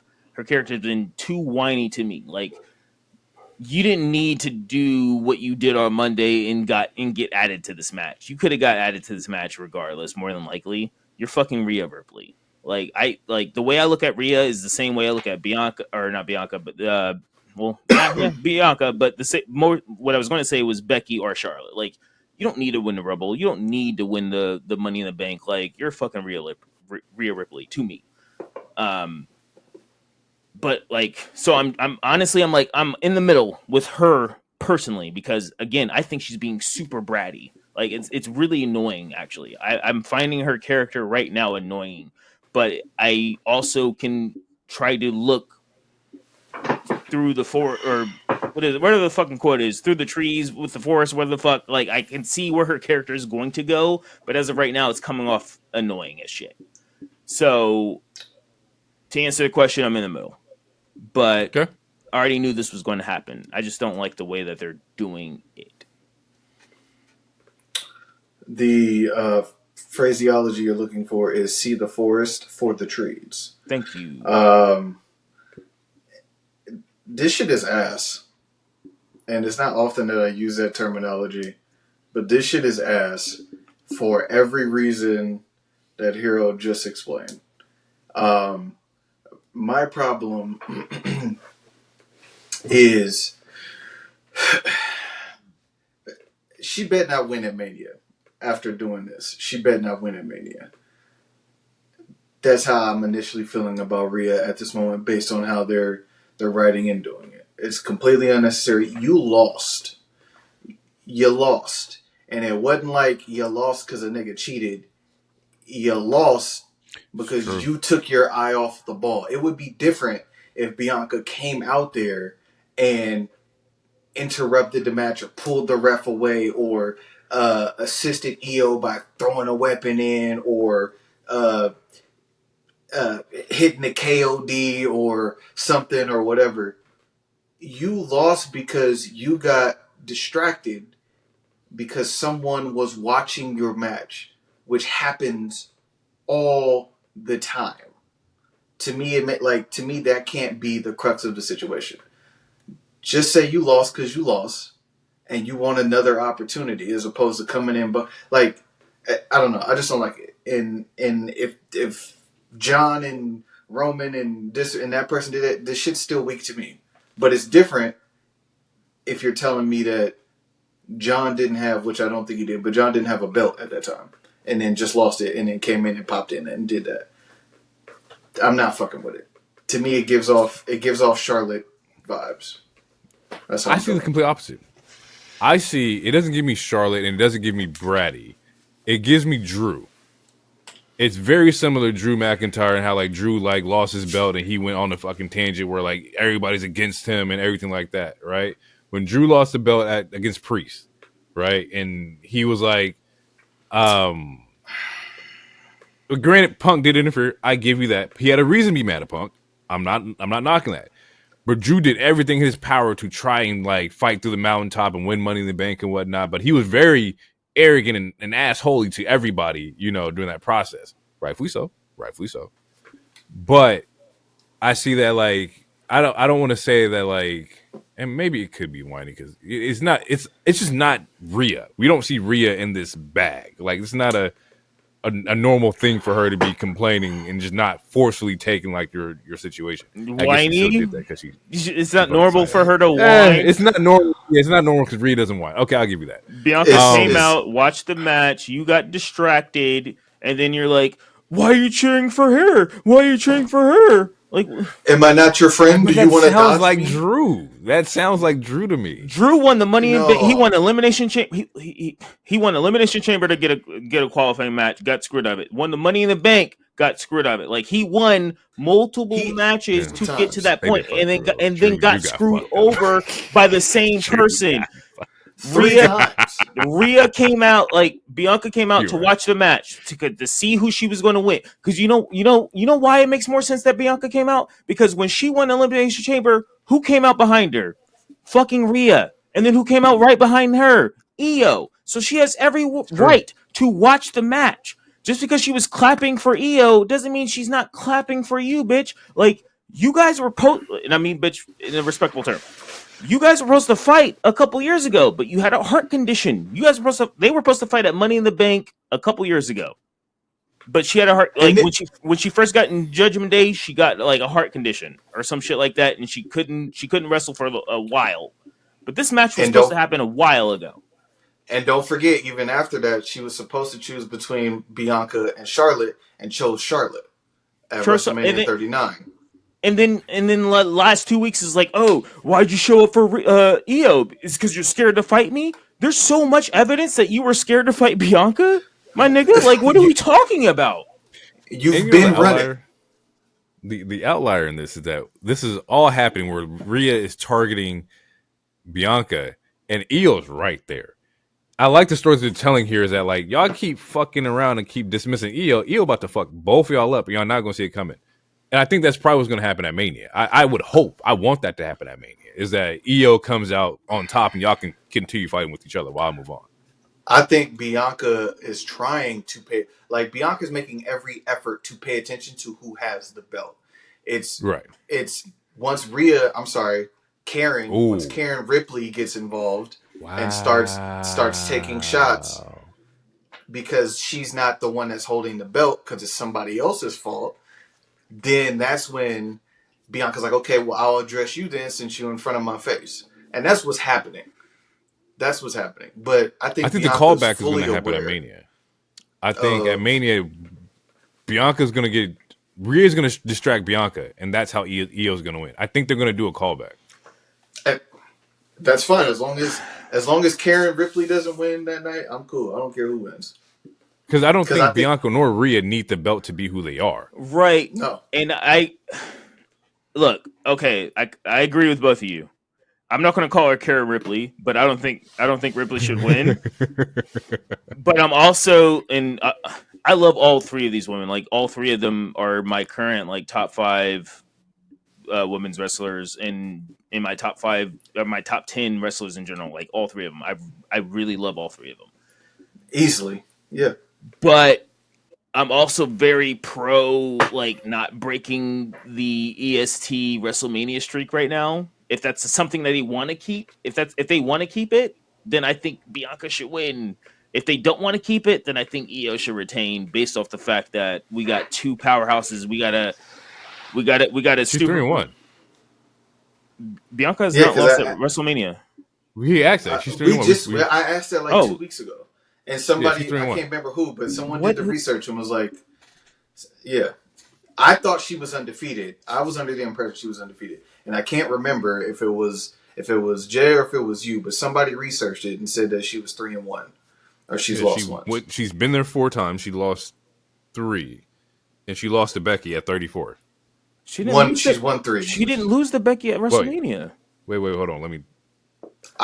Listen, I just asked a question. Hold up. Wait up. Talk among yourself. I'll figure it out. I think there's a higher chance of Bianca losing now based on what's developing between her and Jade and Naomi. Which if their match takes place on night one, and then the triple threat between Rhea and Io take place on night 2, I think that one of them interferes with that match. They're counting battle royals. As far as 1v1s for the title, she's undefeeted. Yeah, she has not. Yeah, okay. Yeah, but she has lost at WrestleMania, but technically not in 1v1s. It was an Andre battle. Yeah, it was like an Andre battle. Yeah, no, she has not lost a 1v1 match at WrestleMania. She's on some Undertaker shit. Well, then this granted, this is not 1v1. Granted, yes, it's a triple threat, but her only loss is like a battle royale. That's also like, I don't know. There's still the levels to it. Yes, if there's interference, then you can still say she's undefeated in 1-on-1. You can still say that. It just won't be full on Taker, but yeah, you can still say that. Getting out of this real quick, unless Hero, you got anything you want to add on? No. All right. Were you upset with the squash match between Jey Uso and Theory, and the splash that was a spear and the dive that wasn't a dive, that everybody's just like, ain't nobody hotter than Top Dollar. Like, now he got the spot now. Like, it's. I'm so over this shit. I'm so. Can we skip the dive? Can we just skip the dive? No, we can't skip the dive. No, we can't skip the dive because there's literal people who are giving Jimmy praise. He's like, look what he like. No, the hate on Jay, the hate on Priest, the hate on a couple other people is so fucking forced. Like, you guys are hating on Jay so much that you're praising Jimmy. They have the same fucking moveset. He's like, oh, look at him. He did. I think Jimmy. You spent the last Jimmy is better 6 in the weeks. Okay, that's all I'm saying. Jimmy is better in the ring to me. Jimmy is better on the mic to me. But they still have the same shit. They are still literally the fucking same. People are being extremely performative right now. They are trying to bury Jay any chance they get. It's almost like it is such a brain rot, and it reminds me of what's going on with Assassin's Creed right now, to where it's like someone was like, they got 2-hour credits. Like, you guys are finding any way to complain about this game, where it was like, their credits are 2 hours long. Nigga, press X, you can skip it. You don't gotta watch the credits. You can skip it.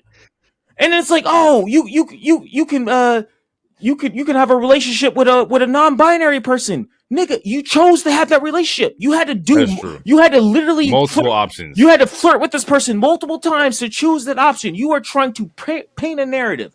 Look, people love Jey Uso. People wanted Jey Uso to beat Roman twice in the last 5 years. All of a sudden, he wins Royal Rumble and he's just not good. He's a yeet merchant. He's a mascot. He's like, what are we like? It is so fucking irritating. He fucked up a dive. Okay, great.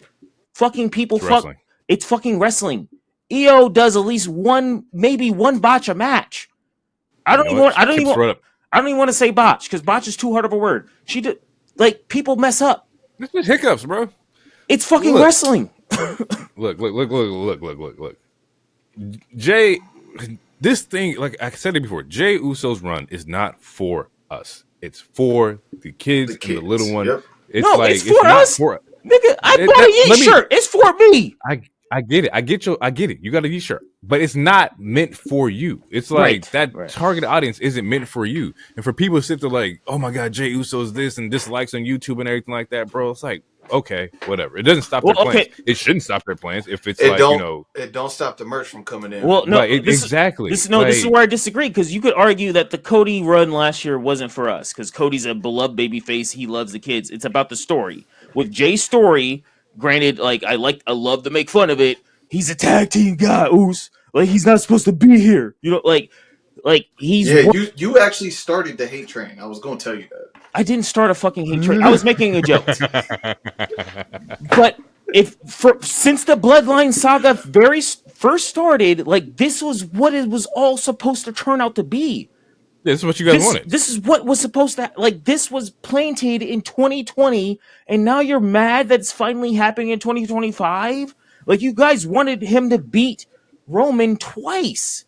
People wanted, and I don't mean you guys as in you two specifically, but like people wanted him to beat Roman twice. Like he had a stinker with his brother last year, but no one has ever talked about his matches before he finally won the Rumble. He has not changed. Like he did a Poison Rana at the Rumble. No one's talking about he had a new move to his moveset. No one's talking about that shit. Like it is so performative in the sense of I just need to hate something. I like you just have to hate on something.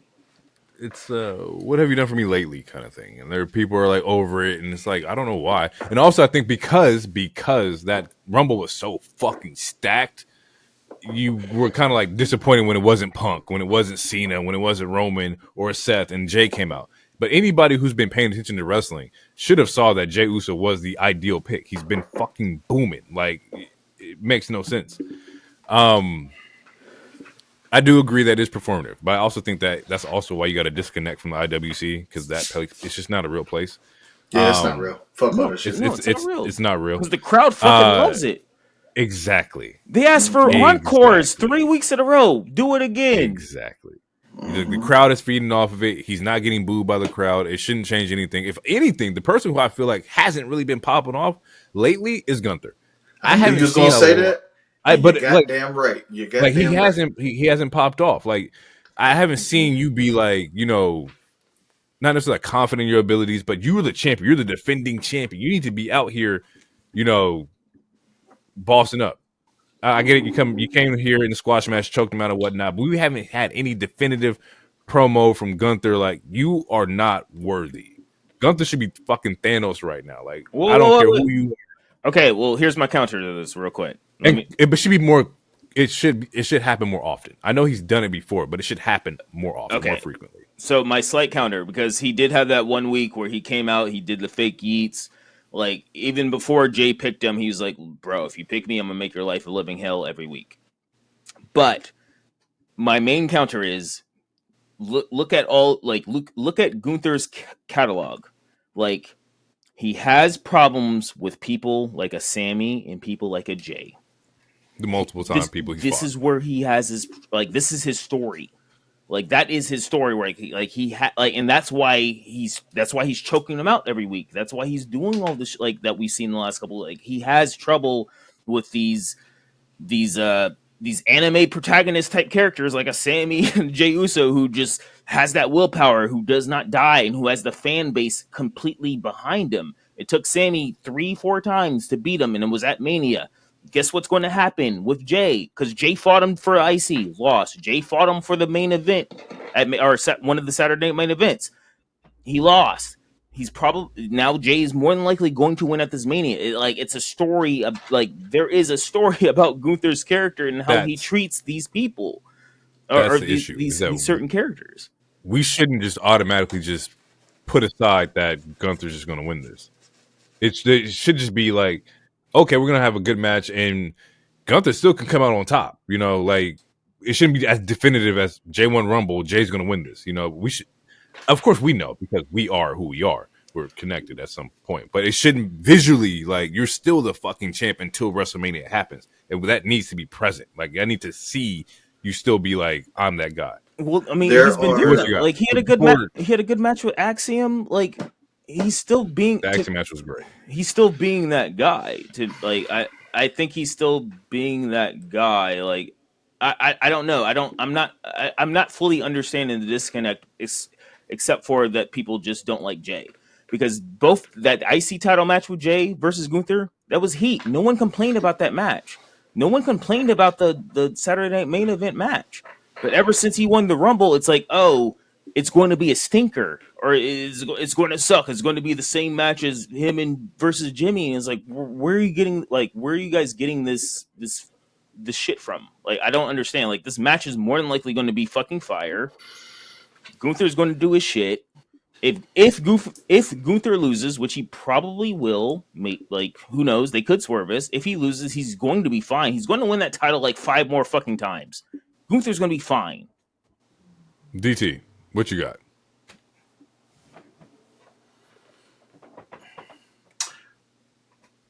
Gunther's story becomes he can't win or retain at WrestleMania if he loses this, which drives his character for WrestleMania season next season. Along with that, there's still 4 more weeks for him to chop the shit out of Jay, beat the shit out of Jay. There's still 4 more weeks for it to happen. So my initial thought as you were talking was like, with Gunther not carrying his weight, my initial thought was, do you think that they're like turning Gunther down a little bit so it looks like Jay is on a more equal level?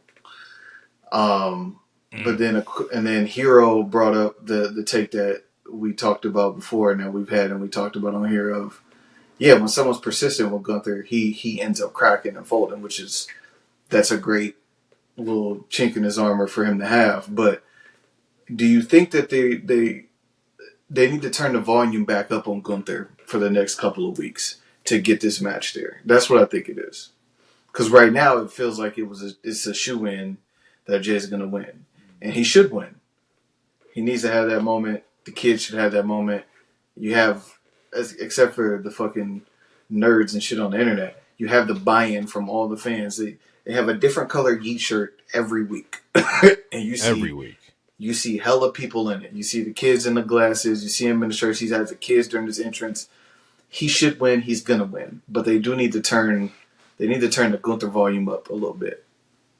They need to put some bass and some treble in it for the next 3 weeks. Right before you answer real quick, there is a slight correction, and Gunther retained WrestleMania 39 against Drew and Sheamus in a 3-way, and he did not leave the ring.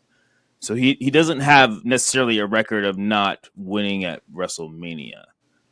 It would be 2 in a row that he did lose a title though. If he does lose this next Mania, it would be 2 in a row. But he did win at WrestleMania 39 in that 3-way. There was a belt on the line in the 3-way? Because I don't remember it being a belt. Yeah, was it IC? Yeah, it was IC. Yes. Okay. Yeah. Okay. Well, then that takes care of that then. So just a slight it was for the IC because Drew wanted the IC, Sheamus wanted the IC, obviously because that's Sheamus right, and he was, and he broke the honky tonk record. That's right, yeah, and that was a fire ass triple threat. They didn't even leave the ring for that. But yeah, anyway, that's just a slight little. I don't even want to say correction because nothing you said was wrong. No, it's a correction. Slight asterisk. All right, moving along. There was a tag match for Creed Brothers and LWO, but the story with that is Chad is still out here in Lucha Mask. Actually, we don't know if it's Chad. We just know it's somebody out there in Lucha Mask. It's not Chad. It's not Chad. It's El Grande Americano, bro. El Grande Americano. Yes. Venti at Starbucks right now. I don't really have anything yet. I'm letting the story develop. There's nothing really to kind of pick apart here. Just let this one play out. There's a CM, or not CM, but there's a Seth Rollins promo. We could talk about that, but I feel like the bigger story is on the Smackdown side of that. We'll talk about it was a cool promo. That was it. Yeah. Braun Breaker, Finn Balor, IC. Overall match. Is there any thoughts, feelings? Nothing. Do we need what? We knew Finn wasn't going to win it, so No, he got to get the story back. With this. The story is that Carlito and Dom run interference.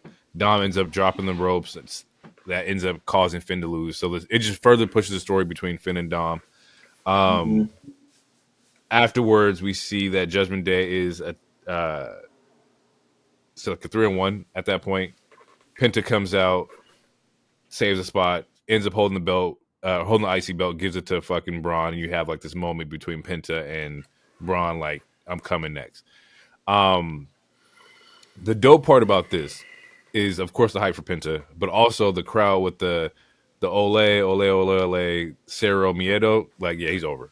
Yeah, bro. It's you got the international crowd doing it. He's out of here. Which That's going to be it for they did the same what? for Fatu. Oh yeah, I mean international crowds are great. I have Just one nitpick about international crowds, which I guess I might as well just say now. Yeah, Some of them have been acting really weird towards Bianca, and I don't know if it's a I did race. catch that too. It's not. I don't know. caught that. I don't know if it's a race I caught thing. that. I kind of want to say it is because there was I caught it. there was backlash in Puerto Rico when she who she fought? She fought EO, and they were booing the fuck out of Bianca, and it's like Bianca's the face. Like y'all was booing, and then they were booing the fuck out of Bianca on this Raw, and I'm like, I don't know. It's and it's like. As all three of us being black, and you know, I know like some places treat us a lot differently. I don't know. I'm questioning it. Black people are universally disliked. Yes, yes, I do know that. There's more continents that do not fuck with us than there are that do. And that's why I'm the one. Yeah, where we live, they don't even fuck with us. Right. There's a quote that I really wanted to get tatted on me when I was like 14. I'm glad I didn't, but I did. Everybody wants to be a nigga, but nobody wants to be a nigga. Yeah, I'm glad you didn't get that tatted on you. But yes, that is. But it's so real. It's a real ass quote. But I can't. No, you could have done that. It depends on. It depends on where. Like if it's on your rib cage, nigga, that's fine. If it was on your forehead, I'd be like, all right. I'd be like, all right, bro. All right. All right, we're going to take a quick little break real quick, and when we get back, we're going to jump into Dynamite and Smackdown, and we're going to get the hell out of here. We'll be right back. We are back, people. We'll talk about Dynamite real quick. Not a lot going on in this Dynamite. Solid matches, but overall, they had travel issues. They're in Omaha, Nebraska, and people were not at the show, and you can kind of feel it through the show. Well, matches were longer than expected, also. Yeah, okay, real quick. And this is not to, like, shit on anything. Like they said it would be normal, but like okay, so there was 2 advertised matches for the show, which was the Mercedes match against Billy Starks, and then obviously Cope and Moxley. Other than that, at least in my opinion, from watching this show for the last multiple years, it was a pretty regular show. You had Will Ospreay, you had a Will Ospreay match, you had a what the fuck else was on this card? Like to me, it was a regular Dynamite. Like you had the 2 advertised matches, and you had a bunch of regular characters still on the show. You had an MJF promo, you had an Adam Page promo, whether that was in ring or pre-stage, it doesn't matter. It was so that's like when we were talking before we started recording. I was like, to me, every show was just kind of like, eh. It's like this show. Like it was like labeled on the internet, like, oh, it might be weird. No one's showing up. But it's like everyone who needed to be there was fucking there. So like, what was? Like in hindsight, I wish I could have seen what the card was because, like, to me, this was a regular show. Like you had the Megan Bain, Chris Statlander that was advertised, that happened. You had another women's match. Oh yeah, Mercedes and Bayley Starks. You had the Mox and Copeland shit. You had a Will Starks. Will Ospreay. I don't know. I don't know what was wrong with the show. To me, the show was regular, and it wasn't a bad show. It just wasn't like super crazy good either. Yeah, it was a very like, okay AEW show. Like wasn't bad by any means, but just standard. And you're right. I don't know what was missing. It was better than the week before. Also, oh yeah, the opening match, the Fatal 4-Way, that happened. You had every single person who won the match show up. That was a good match too. That was a pretty solid 4-way match. Mark Davis out there showing his ass off. Like he was actually going crazy. He did a pile driver against Orange Cassidy where he picked him up by his feet. And that shit was pretty dope. Overall though, in this match, this was to determine the number 1 contendership for Kenny Omega's international championship at Dynasty, and ended in a double pinfall. So we have a triple threat. Who won? We have a triple threat here. Who won? Ricochet won. Ricochet. With the feet on the rope, yeah. Okay. And who else? Yeah. Ricochet. Steve-O, Mike Bailey. You know, That's all I that know. matters. No, I know the answer to the question. Can I get a moment for a second? Just a Okay. second. All right. So the last couple of weeks, I've been shitting on Bryce, the referee, which Bryce was the referee of this match. Okay. All right. So If I you see thought Bryce in the airport, I hope y'all have a good conversation. it's going to be bad. I thought Bryce was the other bald white guy, who I don't like either. But I super don't like Bryce also. And this match proved it. Because how the fuck? Because even the announcers is like, Bryce was looking right at the shoulders. If look at the replay, he was looking straight down at the mat. Otherwise, he would have saw Ricochet's feet were on the rope. He would have saw that even Ricochet even had the pin. Why were you confused, Bryce? Oh, you were confused because you were looking straight at the fucking ground. You fucking. Ugh. Bryce is he's a moron. Bryce is a moron. The other bald white guy's a moron. And I got my beef with Aubrey, but you know what? There's no beef with Aubrey. No, I'll take that hit. couple Aubrey, you gotta. couple I'm weeks taking ago the was hit. Women's National Month. I'll leave her alone. But Bryce, nah, bruh. I'm sorry. One of the That's worst funny. referees ever. Oh, I ain't never seen somebody have beef with the ref. he was looking straight at the ground. And then Excalibur or Taz, whoever the fuck, was like, oh, he was looking right at the shoulders. If he was looking right at the shoulders, then he would have saw that there was two people pinning one man. Like, what are we... Oh, Bryce, I got smoke for you, sir. Oh, my Okay. God. Here's smoke for Bryce. When y'all have a conversation, we'll try to squash it at that point. But as of right now, triple threat match is going to happen on Dynasty. Mm-hmm. Speedball just got there. Ricochet's in his second big match, or maybe third big match. Fourth, Yeah, maybe. big match. Honestly, I don't. He Yeah. had a number one contender match. Yeah, no. Yeah, I expect a great match. This is my first time seeing Speedball. I think he only been in AEW for 2 weeks. Before that, he was in like TNA and whatnot. I do like the whole like what looks like the karate style double dragon gimmick, where like that's his movesets and everything. I'm entertained right now. It's okay. I don't have an opinion on him yet. I don't know yet. DT, do you have an opinion? I have a slight opinion because he did almost kill somebody in this match. Like he was he was standing right on somebody's throat or some shit. I'm like, bro, you don't. If you were 5'11", you probably would have killed that man. TT, what do you got? He did. You said. Fuck it. He reminded me of Beverly Hills Ninja. I don't know if you remember that. Chris that's Farley. Yeah, that's probably what it is. Bro, the Beverly Hills Ninja for sure. It's that Danielson Karate Kid, bro. Like you got that fucking double dragon type shit. He got the double dragon mullet, but with the Karate Kid headband, no shoes. He high-fiving people with his feet. And they're not regular feet. They're not taped. Like he running around with shin guards on his feet. Oh yeah, and it took me a while to realize he had no shoes on. It took me a while to realize he didn't have no shoes on, and then once I did, I was like, "Bro, you running around, bro? It's not even your feet ain't even taped, my G. Like you running around with your toes out, lay hands out for high five. You just So yeah, that was wild. But which, to be fair, if you're new to the show, I don't know about DT, but I gave Matt Riddle shit for that as well. At least the barefoot shit is crazy. The barefoot shit is crazy. Same with Solo when he was doing barefoot, which he might still be. I don't know, but he at least tapes his feet a little bit.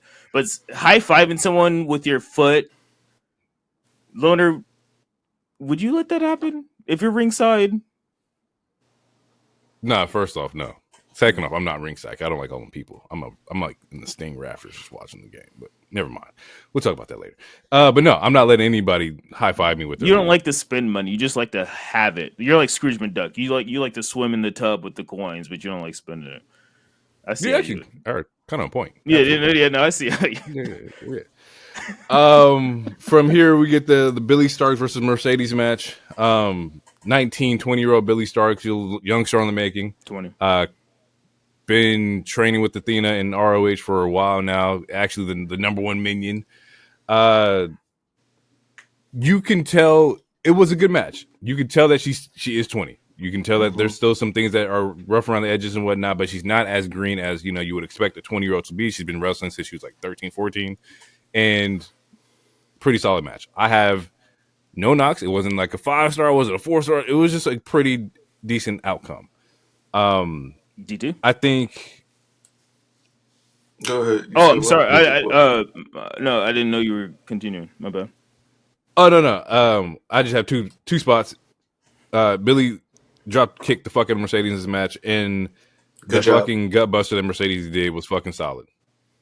She almost killed Mercedes though when it dropped on her head. Yeah, when she broke her goddamn neck with that fucking that shit was crazy. I didn't know what the move was called, but it was called Almost Kill You.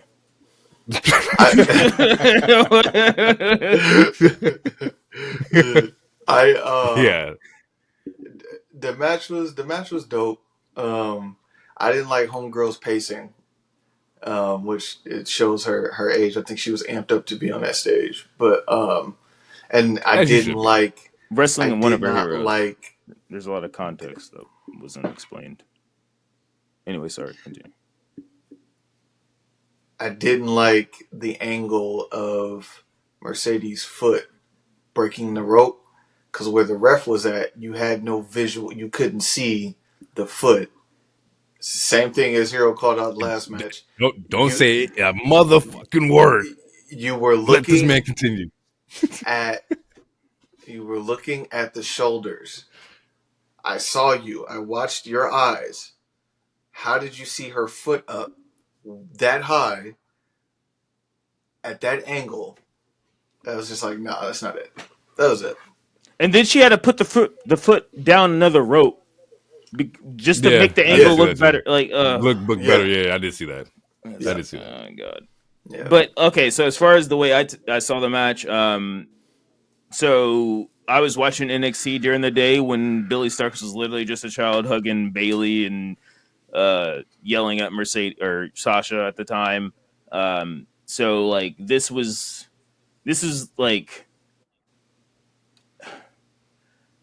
Billy Starkz, like, being a quarterback and finally playing Tom Brady or some shit like this was like, if like besides wrestling Bayley, like this is probably the biggest idol that she could ever wrestle, and she held her own. She did really fucking good. I haven't seen too much of her shit because most of it has been on ROH or some random indie show that you can't just look up online unless you really wanted to. Billy Starkz has a future, absolutely. I think her age is not that much of a problem. Being 20 is fine because you got Nick Wayne on the show every goddamn week. You got you can like if they could easily book her like a Roxanne if they wanted to. Roxanne's young as shit too. Like you could if you have Nick Wayne on your show, who's I think also 20. He might be 21 at this point. So you got she Nick wrestles Wayne, better than Hook. She has a lot of training. Billy Starkz is good. My only thing with this whole I didn't like the ending. I didn't like the way that after Mercedes won, she's like still like pushing her head in the shit, because to me that's not getting a talent over. Like she didn't have to shake her hand like what Edge or what Cope did to Yuta the prior week, like, oh, this is what respect is. She didn't have to do that, but like rubbing her face in the shit and then like tweeting like, oh, whoever trained you was shit. Like I understand, like that was perfect. Because it sets up. You know what it sets up though. Yeah, I know what it sets up, but it's still making you like. That's why they're calling you Hogan Monet. That's why they're calling her. That's why they calling him Cope Hogan. Like there's ways to do it. Like she didn't have to do the baby face like, oh, let me shake your hand shit. But she also didn't like have to like hold on to the submission after she already tapped and then like rub her head in the fucking mat. She didn't have to do that part, is what I'm saying. You could still play the heel and still like kick dirt up and then still also talk shit online, but that other part to me is why me and maybe even sometimes DT is giving her slight or discredit to where it's like you're not helping putting this talent over, because like yes, she had a good showing, but then what do you do after the good showing? You make her look like a fucking scrub. That's my personal take on it. Yeah, because Overall, you're 19 and you're coming at like somebody that's supposed to be like the seasoned vet. I but there's a deeper understand layer the to it. heel There's a deeper layer to it. tactics to it. If there was a deeper layer and it was like personal for sure. It is personal. And this is not between they, Billy and they can only say so much because AEW doesn't own the rights. But Billy, she was a Bailey stan. Like she was in NXT as a young child before she started wrestling. So we're talking like 12 years Right. old. She was at Right. the NXT Brooklyn match, like the match Right. that like changed women's like she.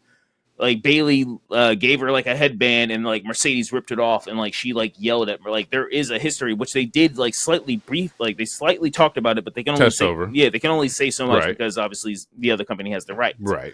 But it's just I understand Mercedes' character. It's just like she didn't have to do that with this particular opposition, is what I'm saying. Because again, it makes it even better though. It's like because you watched it, you watched the growth. You thought you were good enough to come in the ring and wrestle here. Like, of course, I'm going to show you that that's not your dreams are not reality. You know, like she didn't even do that to Harley Cameron though, and Harley Cameron was technically in the same position. But so, based off the my bad, go ahead, DT. Real quick, because I thought I seen a tweet, but there was a tweet interaction from between Billy Starks and Bailey where Billy Starks was like, and I'm going to walk away with the TBS championship. And Bailey was like, yeah, beat her ass for me. But you can't, you can't connect those dots. Yeah. So. Yeah. Big picture wise, if Mercedes does not drop to Athena, she's not. I will agree with Mercedes Hogan. You will get it. I will say it on air. I'm gonna give you an out right here. I'm going to give you an out, and I think you forgot this out that I gave you a while ago. I don't think Mercedes is gonna drop this title because I think TK wants that record to be held by somebody that's in the company. The longest reigning TBS champion is still Jake. The longest, if I'm not mistaken, right? The longest reigning TBS champion is still Jade. It's Jade, probably. But Jade had it for a while though. Like so again, I don't need Mercedes to hold it that long. You don't, but TK does. You don't, but TK does. It don't matter what you want, matter what we want. If he wants her to hold the belt to get Homegirl name off that, that's your out. It's something that Vince would do. That's one of the reasons Roman had his title for so long, to break CM Punk shit. You know, but it's like, et cetera, et cetera. There's no reason to. From my perspective, you're right. If TK wants to do it, he's going to do it. But from my perspective, it's like, Athena's been the longest reigning ROH champion. Nobody's been able to fucking touch her. I need her to be the one that takes out Mercedes. Right. That makes the most sense to me. But to you, ROH means something. And that's not a shot to ROH, but that's crazy. It's unless you got a VPN, you cannot watch it. No one knows what's happening. Like you're right, because nobody knows what the fuck is going on. So if this random person comes up and just beats Mercedes on this pay-per-view, it's like, what the fuck happened? Well, okay. Well, AEW fans are smart. Like we know who Athena is. Like Athena, right? Like we know who Athena is, but it would still be the same sense where it's like, all right. There's no story. We got this 600-day champion over here, and now she's beating Mercedes, who still has 3 other titles. Like you gotta. Mercedes is more than likely going to win. I don't need that. I told you, I'm giving you an out. If she wins, I'm giving you an out, dog. That's your out. And the out is what again? The out is that TK wants. Yes, TK wants that record to be. How many days is it? 500 days or something like that? No, it's been a year. It's been a year. No. Not Mercedes. How long? How long Jade's had? Yes. I have no idea. Let's find out. I have no idea. It's TBS championship reign. Yep. 508 days. Okay. There's no way. There's no way. No fucking way. It's highly plausible. Did she get it? Did she get it almost when she came in? Because it's been a little bit over a year, right? Already. Yeah, no, it's been. Yeah, her first match was against Willow. Yeah, so it'll be a year in May. Or Okay. Double or Nothing. No, I think it's already or no. Yeah, it might. Because she debuted. I think it was Double or Nothing. Yeah, no, she debuted in March. So it'll be like a year, like a couple weeks, I think. So again, next, November she might drop it. That's fucking crazy. But I will take her out. I will take her out. What pay-per-views in November for y'all? I say y'all, but them. Ooh, I think Full Gear, right? Usually. Yeah, I think Full Gear's in November. I think it's usually Full Gear. So yeah, we'll see. I got other stuff I want to drop, but and then after that, at some point, her and Tony have to like talk. That's what I'm saying. Is that like right? But she's only had 17 matches anyway. That I saw the count somewhere before this match. It was 16 and 0 or 15. Yeah, she's 16 and 0 officially with 4 titles. So she's not wrestling that often anyway. So you can get her there if that's what he really wants to do. You can get her there, but then Tony either has to hold on to the belt until then, or lose it and get it back, and then. There's a lot of moving parts. And we'll talk about it when the main event comes. But yeah, I don't need that. There's an MJF promo. MJF basically says he's been looking at MVP's business card, and maybe he's thinking it's time for him to get a clique of his own or join MVP, whatever the case may be. There, says he's not crying over spilled milk no more. He's popping bottles of champagne and whatnot. He says he has his answer for MVP next week. Do we think that he's not joining Hurt? There's no way. But he's joining Hurt. You think he's joining Hurt? He's going to be the Owen Hart when Owen Hart was in Nation Domination. That's something to laugh at because Owen was actually killing. Like Owen came up with the danger gear. Like that shit was fire. What? I think he's joining Hurt. He's joining Hurt.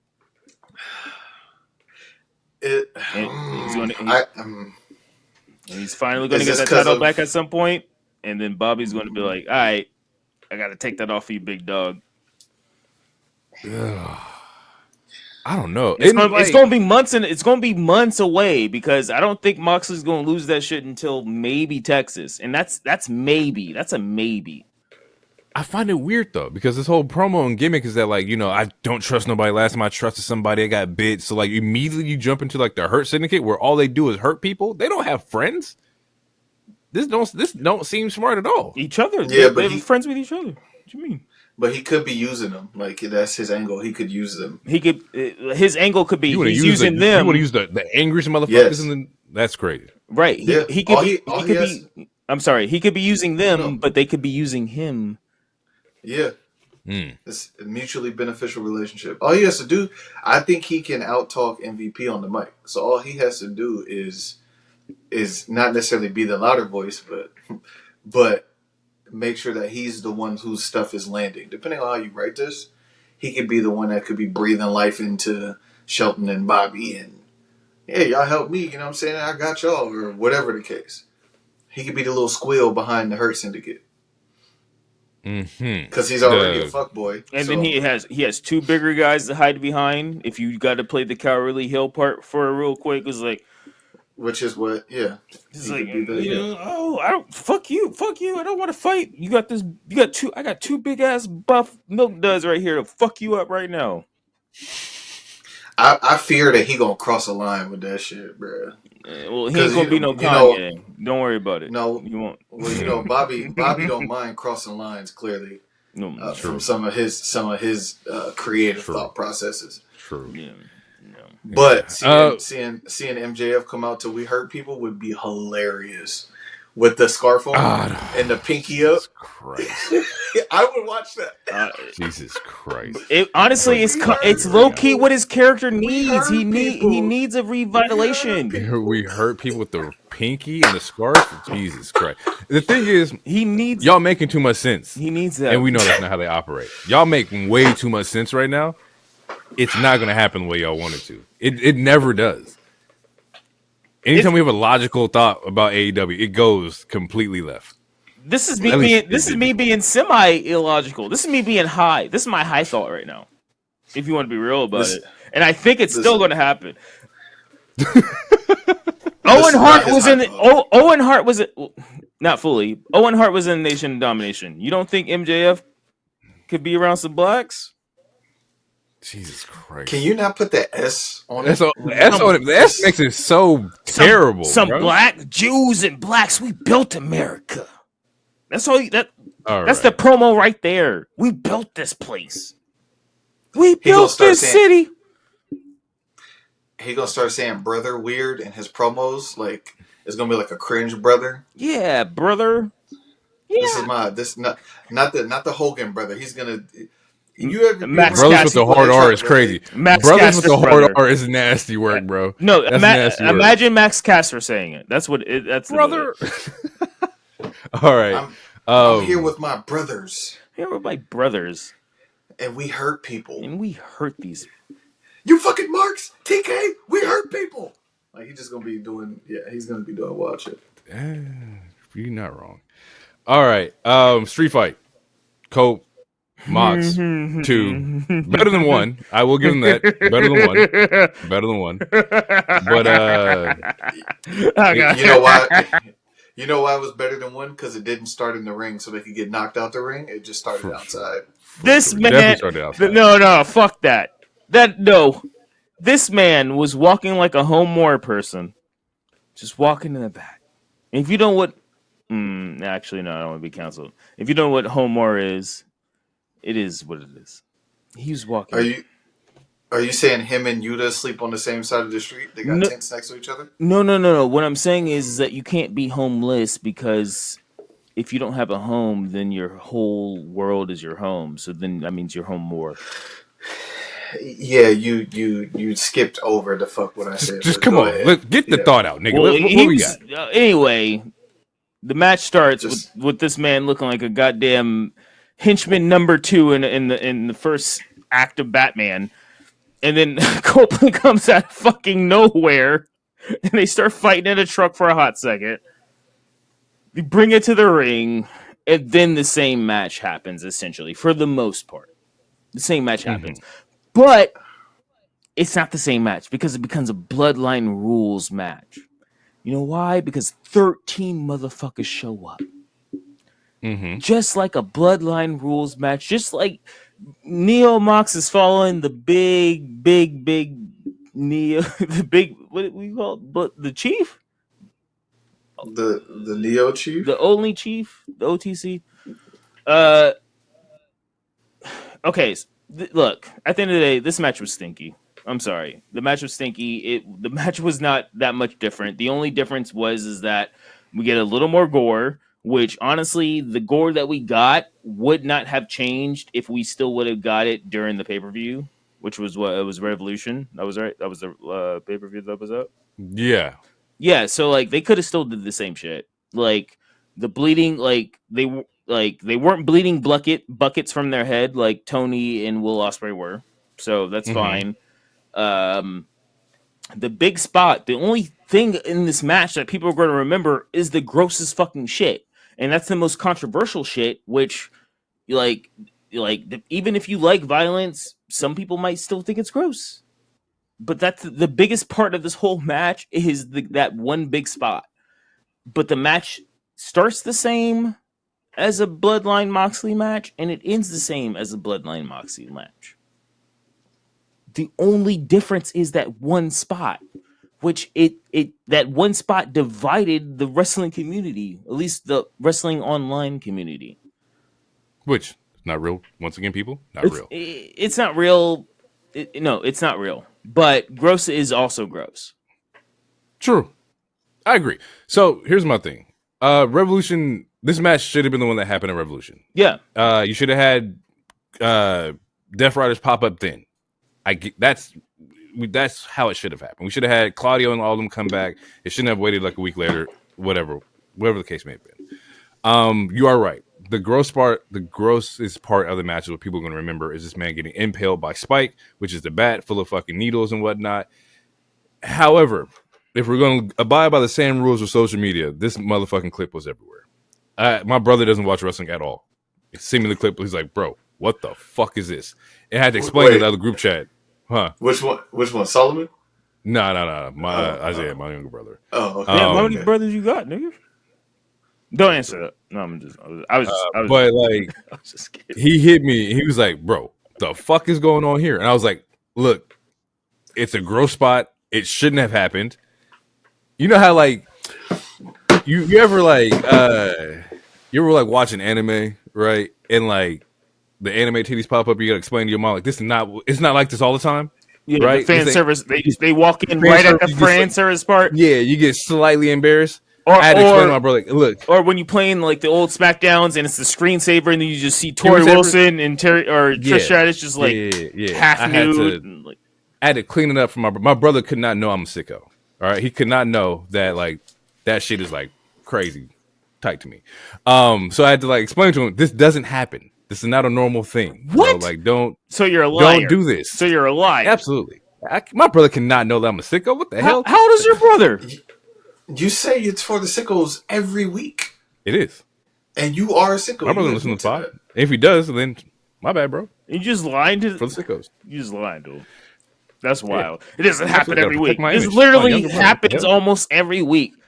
This one's probably worse than the fucking syringe. No, but nah, 1,000%. 1,000%. What?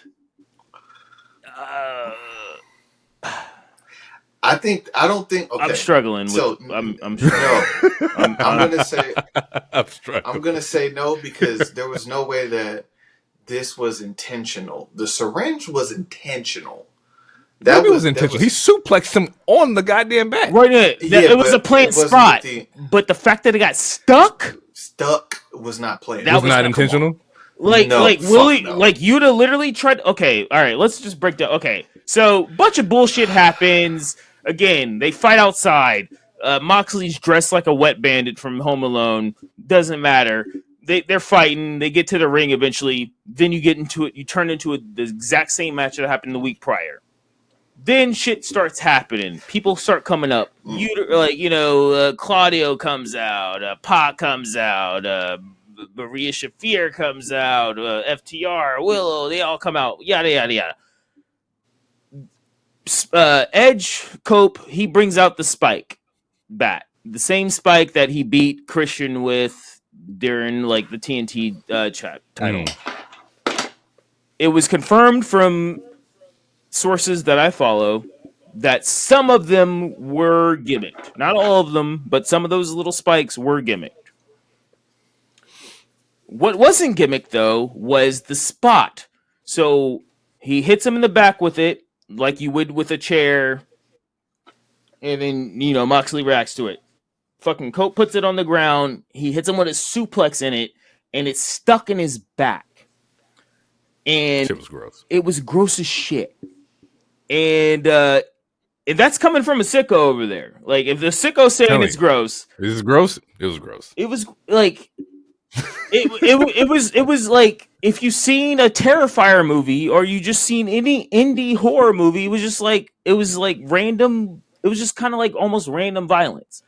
Was it for the story? Yes. If you paid attention to it, it was for the story, but it was also kind of like just random ass violence. And it was to the point where there was a character for Moxley, Wheeler Useless. He comes out, he's trying to pull it out of his back, and he can't do it. And you can easily see Mox say, just go to the spot. Go do the spot. Like, you can see him mouth it. Go do the spot. Because Willer couldn't even pull it out. Again, showing how useless he is. So, Willer Useless goes to... Not the case. He does his spot, which is just him getting put through a fucking table. Then one of the bald refs finally fucking pulled the thing out. But it was just such a... It was an AEW spot. It was a shock value spot. It's not the first time we saw someone get. We saw people get stapled. We saw the syringe thing. We saw someone get set on fire. We saw someone get hit by a bus, etc., etc. Fireworks and super kicks. I mean, they've done spots like this before. The pizza, Darby in the glass, the pizza thing with the pizza cutter, pizza cutter, and then having Domino's show up right after. So they're not. That was fun. I forgot about that. Yeah, they're not. We're not new to that. We're not. If you've been watching, we're not new to this. It's just still. It's like, do we need it? Is it? Now, let me take it over from here. It wasn't needed. It was not needed. I've said in the group chat when I think Nick had sent it to the group chat. It was not needed. That's right. It was not needed. It was in Omaha, Nebraska, where nobody was there. It wasn't on a pay-per-view. This was not like it shouldn't have happened there. Okay. This definitely should have, like I said, should have happened in Revolution. And Revolution would have made more sense. You're in LA. You're trying to get the fucking shock value, whatever. Should not have happened in Omaha, Nebraska. It should not have happened on Random Dynamite. I will come out and say that. But it did do its purpose. Like my original point was that my brother sent it to me. It was on TMZ. Everybody's seen this clip. In the world of social media and wrestling, everybody saw it. You know, it's even if you don't like the spot, it did what it was supposed to do, and it got eyes on the goddamn product. That's what, for better or for worse, that's what it did. It's a social media game. They should do it's just the opposite of what, WWE does. Right, but it's one of those things where it's like, was it the finish? Like, if you're a wrestling head, was it the finish? But honestly, my biggest gripe with it is that, you just said it. My biggest gripe with it is that, DT, you got to talk because now I just forgot. Just for context, the street fight has almost 1 million views in 3 days. All 11 minutes on YouTube. It has 976,000 views. So it did what it was supposed to do. The reason why it was so grotesque is because when they tried to pull Spike out of Mox's back, you could see the skin was pulling and twisting. And that's what got people. It was gore porn. That's what it was. Yeah. In terms of what I thought about the match, these two motherfuckers was gassed before they made it to the ring. So I don't know if it was because it was super cold in Omaha, but by the time by the time Edge did that whack ass hang from the truck trailer drop kick to Mox, both of them niggas was gassed before they made it out the trailer or the truck. You get in the match. Bunch of shenanigans happen. He called it the Bloodline Rules match, but it was literally pretty much everyone in the company, it felt like, damn near came out. But what they wanted you to leave with at the end of the match, what they wanted to stick with people was FTR. I don't know the guy, but one of the FTR one Bold. of the wrestlers Dax. in FTR, one of the guys in FTR, essentially turned heel, or just supposedly he didn't want to help Cope up after all the bullshit he went through. So yeah, that's what they wanted, for story purposes. That's what they wanted you to have. Which is stupid, by the way. So what I just remembered before that, because what DT just brought up is also stupid, because it's similar to what another thing is just going on. Like what they just did with FTR Bald and FTR, it's happening with a different storyline in the same fucking. What storyline is it? It's it literally just happened where it's like someone's just like not happy that you didn't win, so like I'm kind of upset with you. Like you're doing the same storyline in the same company during the same couple months. It does not make any sense. But one of my biggest gripes with this is that, okay, so from what I'm understanding. Time out. Yeah. I gotta fill you in. Because like the FTR stuff, the FTR turn has been happening for weeks now. Bro, that's been on Collision. It's been the whole thing where the last time we saw them, the last time we saw FTR was they were kidnapped. So, like, you were kidnapped and tied to chairs next to fucking Midnight Express. Why the fuck are you mad that Copeland lost? Last time I saw you, you were tied to a chair. No. They're not mad at Copeland losing. FTR is FTR is just tired of losing in general. It doesn't have anything to do with FTR. They're tired of being associated with losers. They don't want to lose again. It's been a thing that they've been doing with the Undisputed Kingdom and everything like that. It's been happening for weeks now. Right, but FTR Ball Dax didn't want to pick up Cope because he lost this match because he's just upset with losing. Bro, last time we saw you, you were kidnapped. Who are you to be upset?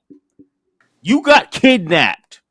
I watched you tied to a chair. You're upset that this man he lost because he got put through tables and chairs and shit. You have no right to be upset. Last time I saw you, you were kidnapped, tied to a chair. Fuck you. Maybe it's like, why are we here helping him? We are losing ourselves. Why are we here playing the help side to him? We need to focus on us and us winning. Because you're trying to change the dynamic of the company. Because this guy who never likes to show the fucking championship, who keeps it in a briefcase, he's essentially controlling the whole company. They have the main title and even more bad. They have the trio titles. Right. It's like, why am I fighting this man's fight?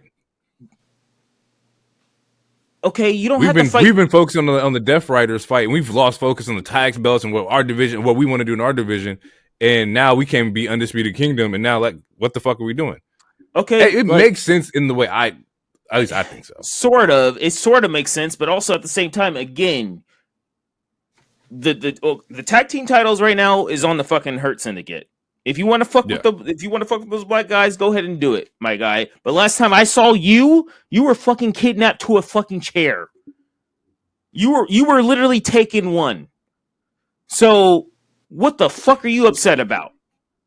You also we didn't touch on the fact, and we're in closing. We didn't touch on the fact that the patriarchy showed up. It's like Nick Wayne and them came out and was which also doesn't make any sense based off of the last week's show. Yeah, because like exactly that I would have gave you for sure. Because like patriarchy showed up and like the fuck? Nick Wayne shows up.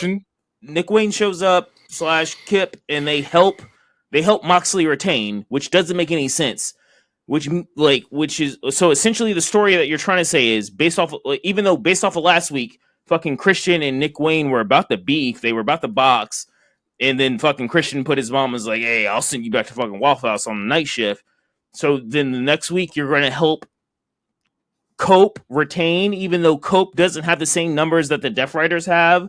So like in theory, in kayfabe, if Christian wanted to finally win this title, in theory, you would want Cope to win because you don't want the Death Riders to hold this goddamn title. Unless you just really beef with Cope. Unless you really just hate seeing this man in your spot. Which is spotlight. Which they haven't explained. That's not even explained. It doesn't make any sense because like you said, the last conversation we had with Nick Wayne or promo and everything and Christian, like none of that makes any sense. That I understand. I don't want to dwell on too long because we really have to get through I had one more point, but I already God damn it, I forgot it again. All right, continue. There's a quick match between Ospreay and Ariel Fox. It's just a filler match, because he wasn't supposed to be on the show. He got on the show. It was not quick. Solid match. It was. I mean, they had time, but it doesn't pertain to anything story related as of right now. No. There was the Mercedes promo about Billy Starks where she mentions Kid had a lot of fight, but who trained her? Whoever trains her, or she needs to be trained better because if I had trained her, she would never have lost or whatever. Once again, tying the Athena to Mercedes. My note on this is I don't need it to happen at Dynasty. I hope it happens at All In, but AEW and Tony will probably put this bitch on Dynasty. Bane versus Stat. Winner faces Tony Storm. Megan Bane wins this one. Bane is being pushed like she's going to be the next champion, and if she does face Tony at Dynasty, I don't think Tony should win. Bane's been squashing and killing everybody she's been running into, and Tony has never faced anybody as strong as Megan Bane, and I need that to be the story here. Has Megan Bane opened her mouth and said a word? And that was also gonna be my point to where we don't, as much as they're pushing Megan Bane, we don't know what you sound like, and you also don't have a manager to do the talking for you. She's been she's tied with Penelope Ford. We don't know why, and Penelope Ford also isn't talking. They just. We don't know. Just jump people. We don't know. Yeah, there's no reason. No. There's no reason. There's no rhyme or reason for anything. And that's the thing too. If you're going to be a champion, you got to be able to talk. And that's the only reason why I could also see that they won't let her win it is because you're not personable. You're not talking. We don't know who you are, and we can't have you be a silent champion. Other than that, the matchup wise, I don't think Tony should win, especially with the way they've been pushing Megan Bayne. Like she's been powerhousing and killing everybody. Tony's going to win because you're setting up for the Tony versus Mercedes match, and also they have not pushed Megan Bayne at all enough for us to believe. Like, she beat up Thunder Rosa. Cool. No one likes Thunder Rosa in this company apparently. She beat up Chris, unfortunately, but like. It's very interesting, and I have like I don't want to ask a question because I don't want to dwell on it, but it's very interesting that Megan Bayne is getting a push very similar to what Camille was supposed to get, but Megan Bayne is getting it, but also without zero context. Like, yeah, Camille came up wrecking shit. Yeah, like, which is what Camille should have done. She showed up. Absolutely. She was wrecking shit for a hot second. She was Mercedes Kevin Nash, and then all of a sudden they started jobbing the fuck out of her, make her look stupid. She disappears, and now Megan Bayne shows up playing that same role, a little better based off the booking. But, like, how are we supposed to believe that? Against a Tony who is the first ever four-time and most over character of this entire goddamn company. Like, I don't think she's going to lose it to no Megan. Yeah, we'll see. I don't know. AEW is really unpredictable with me when it comes to like predicting how shit goes. But we'll see how it works out. They still got a couple weeks until Dynasty. I believe Dynasty's on like the 16th or some shit like that. So you got like 3-4 weeks or whatever. There is SmackDown. We're gonna talk about SmackDown real quick. Just the mad important shit, I guess. Not much. Show opens with fucking Randy Orton. He doesn't even get to speak a word. Kevin Owens is trying to bully or buddy up to him, and Randy's like, "Nah, fuck that. The match is official." We're gonna punk. I just want to punk kick you, pretty much. Yeah. Shut up, punk kick. WrestleMania. Be there. Be square. Yeah. There was the number one contenders match between, or actually, no, my bad. My notes are out of order. It's fine. Again, Priest, Big Jim. Show was not that good. Yeah, we'll skip that. We got a tag match. Tiffy. It's like we're getting Drew's still mad. We're getting Drew and We're Priest. getting Drew and Big Jim Priest. My bad. Yeah, Big Jim is in the title picture, but it's going to be a second because we'll see. But yeah, you got to go through he has to go through everything. Tiffy gets fucking killed in her own promo. They're killing her momentum, man. All right. We need to talk about this for a hot second because last week I was like, nah, Charlotte's looking funny to me. She didn't take. There was those 2 fucking moonsaults. She was nowhere near that. Nothing near that. You listen to this promo. Now, I'm not going to say she's trying to bury her. Even though he's killing her. Even though Nia did like a on some messy shit, she did like a tweet of someone saying like, "Oh, Charlotte's trying to bury this talent." So Nia was being a little messy on that. I'm not going to say that. I'm not going to go that far. But as far as me talking to you two, there's no way you can tell me based off of those last 2 moonsaults last week and this promo this week that Charlotte is not acting different. Trying to sun her, trying to big sis her, like it almost seemed like on some 8 Mile shit to where Charlotte almost had her entire script to where she's like, all right, I'm gonna retort to and like, granted, Charlotte is she's amazing on the mic, like she's a fucking pro. So even if she didn't read the entire quote unquote script or knew what Tiffany was gonna say, like Charlotte is a fucking pro. But the way Charlotte responded to every single thing, the way I don't know, I low-key feel bad. I low-key somewhat feel bad for Tiffany, but also this is one of those sink or swim moments. You're with a queen. If you can't handle being with the queen, I don't know what we can do with you. But based off this week and based off of last week, all I'm saying is I'm looking at the queen just a little tad differently. I'm not saying it's sabotage. I'm not saying it's burying, but I'm saying it feels a little different. Is what I'm saying. Do any of you guys feel that?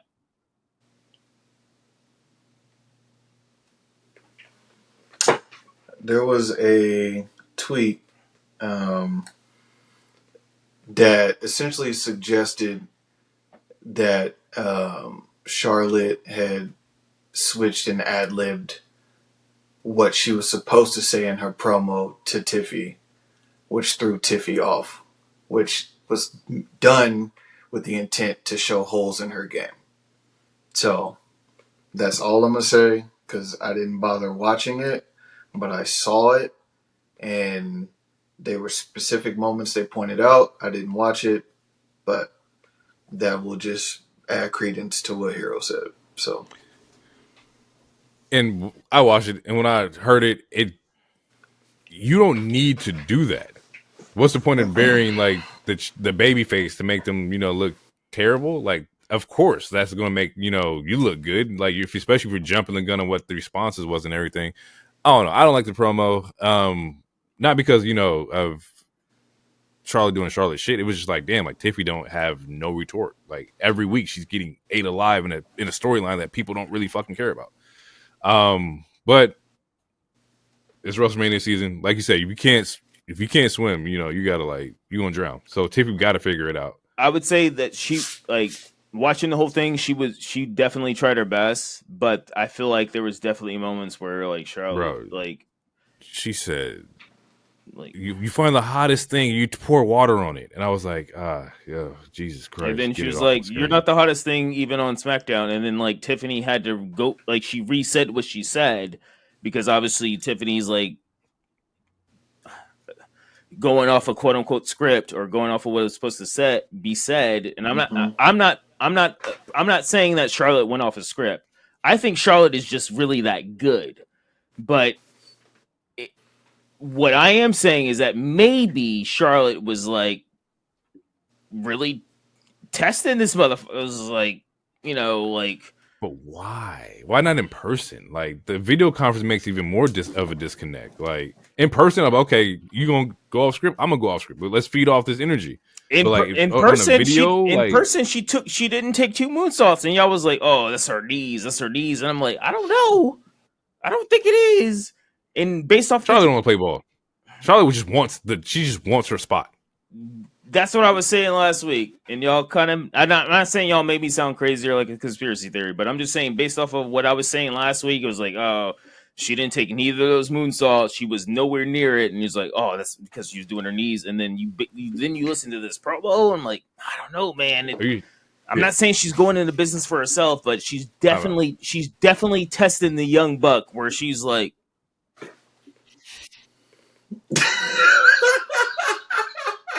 What? Did I say something wild? We was trying to call. We was trying to call a timeout because your shit was on just stutter. And so I started hitting. And so this nigga DT started doing a robot. This nigga's being an asshole. I was like, what? Well, okay. All right, we back. Everybody's here. We're good. We're fine. Okay. DT's just being a dick. Don't cut it. All right, continue. No. We'll be fine. Don't pushing on. Jacob's pissed off at Solo for interrupting his number one contendership, which makes Braun Strowman the number one contender versus LA Knight. Rightfully so. We're gonna probably push this Jacob and Solo story. This is probably what's gonna happen here. That we know. Let it play out. We'll see where this goes. They're probably interference. Jacob was also pissed off. Yeah, rightfully so. Because there's no reason why you should interrupt the fucking match. Yeah, and to be fair, it was. I think Tama came in first, right? Tama was in there jumping on first. Yeah, but still, no. And I think this is a way to get Jacob to be face. Because when Jacob versus Solo happens, Jacob is the face. You're not going to boo Jacob Fatu. We all know this is not going to happen. Yeah, no, we talked about this a couple weeks ago. Yeah. Or not a couple weeks ago, but I don't know. Time is a flat circle. But, yeah, no. I don't know. It was Liv versus Jade. Or my bad. Go ahead, Hero. No. That was it. I was done with that. Liv versus Jade happened. This is Jade's first single loss in. Okay, now I have something to say. Okay. Damn, the nigga said 6 words. Yeah, no. He could have just kept going. Because last time because if I'm not mistaken, Jade spoke before the match, right? She did. Right. Okay. Still didn't like it. Did not like it. That's what I want to say. It was based off of what I was talking about last week. unconvincing. Dog. It's not good, bro. Again, It's not good. trying to support black business. Love my black women. I need you to. Well, I don't know what she's doing off screen because she did a lot of tweeting today, which honestly I kind of want to talk about too. But the episode's running long. But man, it's not convincing. It's not convincing. I need you to FaceTime Miz off your off day. I need you to FaceTime Cena, FaceTime Becky Lynch. Like I need you to get these her small conversation with Kathy was so it was not good. That's it. No. It was not good. No. The match itself, in ring, she has improved. But also Liv is a fucking beast, and Liv is been one of the best women's wrestlers in the last year and a half in every promotion. Yeah, Liv has been fucking goated. Liv not facing Rhea, it's a completely different little wrestler right now. Like Liv has been getting active, and I've been respecting it. This match we saw Naomi. Day. You said what, DT? Feels like Groundhog Day. We had this exact same dialogue last week, literally to the T. Yep. This one changes where Naomi approaches. She interferes in the match. Jumps on ringside. On the ring apron or whatever. Distracts Jay. Jay gets hit with Oblivion afterwards and wins the match. Naomi's out there in the caution tape gear, going crazy. Looking like a true heel, and I like it. Once again, we still got to let it play out, but from what I'm seeing, is the intensity's picking up. Still don't think this is a Mania match, but it could be. It still could be. There's still plenty of time. We'll talk about it. There was people hating the end of the show for whatever the fuck of reason. But there's still plenty of time. And if it does happen, which I really hope it does, it would be the first ever two black women fighting for a match that doesn't involve a title. And that's just a fucking storyline for WrestleMania. So I really do hope it happens. If it doesn't, I understand it too, because they still want big matches on their Raws and Smackdown. So it's Mania, yeah. So I'm saying all that to say, for the fans or audience or whatever, don't expect every single title to be defended this Mania. Whether it's the women's IC, whether it's the men's IC, whether it's the US, whatever the fuck, not every title is going to be defended, because there's a reason why they have certain title matches on the main shows, to build that hype, whether it was the EO match or the LA Knight match or the fucking Street Profits. There's a reason why they have title matches off the PLEs. But I personally hope that we get a women's non-title feud that also has two black women. I really do hope that, personally. Moving right along, tag team match happens with Garza and Street Profits. Street Profits are the new tag team champions. They do a promo beforehand and whatnot. I'm starting the trend of Montez for World Champ on the pod. I just want to throw it out there. We've been oracling and making shit happen with our words. I want Montez as, world champ sometime soon. Or not sometime soon, but in there. Just throw it in the atmosphere. You think about what you're asking. And what I'm saying is, if they break them up and he goes single, he's going to start losing a little bit before he starts winning. So just think about that, because you're asking for something, and then they're going to have to knock him down to build him up, and he's going to start losing, and then people are going to start complaining about the fact that he's losing. So, because he's not just going to jump straight from, you have too many heavy hitters, and if he's on SmackDown, and you're asking him to be a singles wrestler, I don't even know if he's top 10 in terms of importance at the moment. And obviously, where I called for him to get the belt, I called for them to get championships. So just think about what it is exactly that you were asking. Okay. The Oracle's telling me I got too much dip in my chip. I respect it. He's foreseeing it. He's looking at all the options. He's foreseeing it. It is because of currently where he's at. It has nothing to do with him. He can talk. He can wrestle. He has charisma. He can dress. He has the look. He got the it's chick. there. He has everything. It's But there. in order for people to buy in, We gotta break it down. Yes. Mm. So unless they Right. choose to make him and then they heel, have to separate. which then he would also. be looking like The Rock. Yes. Mm. And as of Couldn't right put it now, out there. at least They'll break it down. allegedly they're listed as baby faces. So they're still baby faces as of right now. Oh God.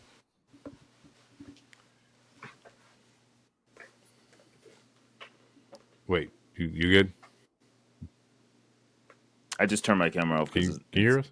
No, I can hear you guys. I Okay. Oh, okay. I realized I was lagging. I just turned my camera off now just because I felt like I was lagging. Okay. Okay. Nope. Real quick, what'd you say? About what? What'd you say during like you being cut off? Oh, You were saying about Tez. about Tez. No, yeah. I think Tez deserves a push. It's one of those things though. Like, don't.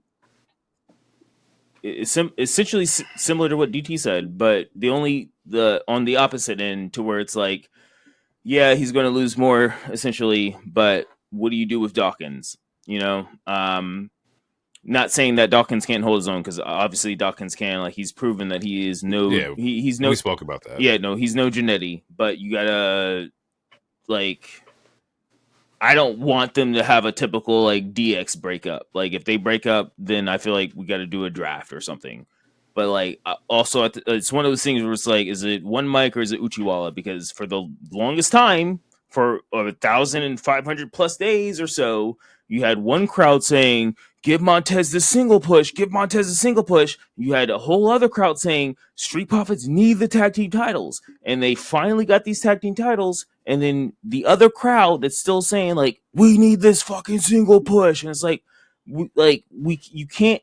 It's one of those things you can't get both. You can't get both. Like, we love the Street Profits, and like, we need to establish this tag team division, which SmackDown has been doing really well. So then, like, now that we finally get this team that we've wanted to have these titles for 1,500 plus days, we finally get these titles. They have another match tonight, or the other night. And then, we get a cool spot, which people are like saying like, "Oh, he was pulling a Will Ospreay," whatever. We get another cool spot, and then now everyone's still saying like, Montez needs a single push. He needs a single push. Like, these niggas just got the fucking titles, and not every team should break up just because a nigga wants to betray another nigga. Like, you got to make it interesting. Like, you can't. And that's so that's my thing. Like, that's on the creative team to make it not as predictable as we've seen before. But I do think you can still have ambitions for seeing things happen. Your team can make the playoffs. You still want them to be a champion too, right? So like, that can definitely, two things can exist. I do agree that you can, as of the moment, they just have the tag belts. You're not breaking them up right now. I just think people see a lot of potential in Montez. I think he's been getting the Shawn Michael comparisons for years now, and people are like, "Hey, we want to see him do something with that." Just don't allow this potential to be swallowed up. We've seen it before with Shelton Benjamin and how young Shelton was, and the gold standard was on top and whatnot. You just don't want a repeat of that. So just capitalize on it. It doesn't have to be now, which is why I said, like, I'm throwing it out there in the air. It doesn't have to happen now. But at some point, I would love to see him in that picture because he has the complete package. Okay, real quick. Shawn Michaels had Kevin Nash too, so. And he's part of DX. But real quick, because before you move on, because it's actually relative. So Street Profits in this match, they showed up to new music, and I say quote unquote music because they actually had this music before when they were with the Pride / Bobby Lashley and B-Fab. Didn't get the craziest reaction, but they still got a reaction. Before that match, we had Zelina Vega and Piper Niven, and Zelina Vega Zelina balled out. The second half was a good match. The first half to me, the first half was too slow. Honestly, the match was too long. Like, that match, definitely too long. No, that match and the Fatu and Braun Strowman match, they were too long. You could have cut both of those in half, and you could have gave this an Andrade or a Carmelo match. But that's me personally. Like, you could have added some more people to the card. because there was a lot of people other than myself that saying the SmackDown was a little bit of a stinker, but who gives a shit about the public opinion? This is our show. This to me, this show was a little bit of a stinker, but like, and they could have cut it down. We didn't need Fatu and Braun Strowman to have that long of a match, or Zelina and Piper. But again, going back to Piper and Zelina, which is relative to the Street Profits, Zelina shows up.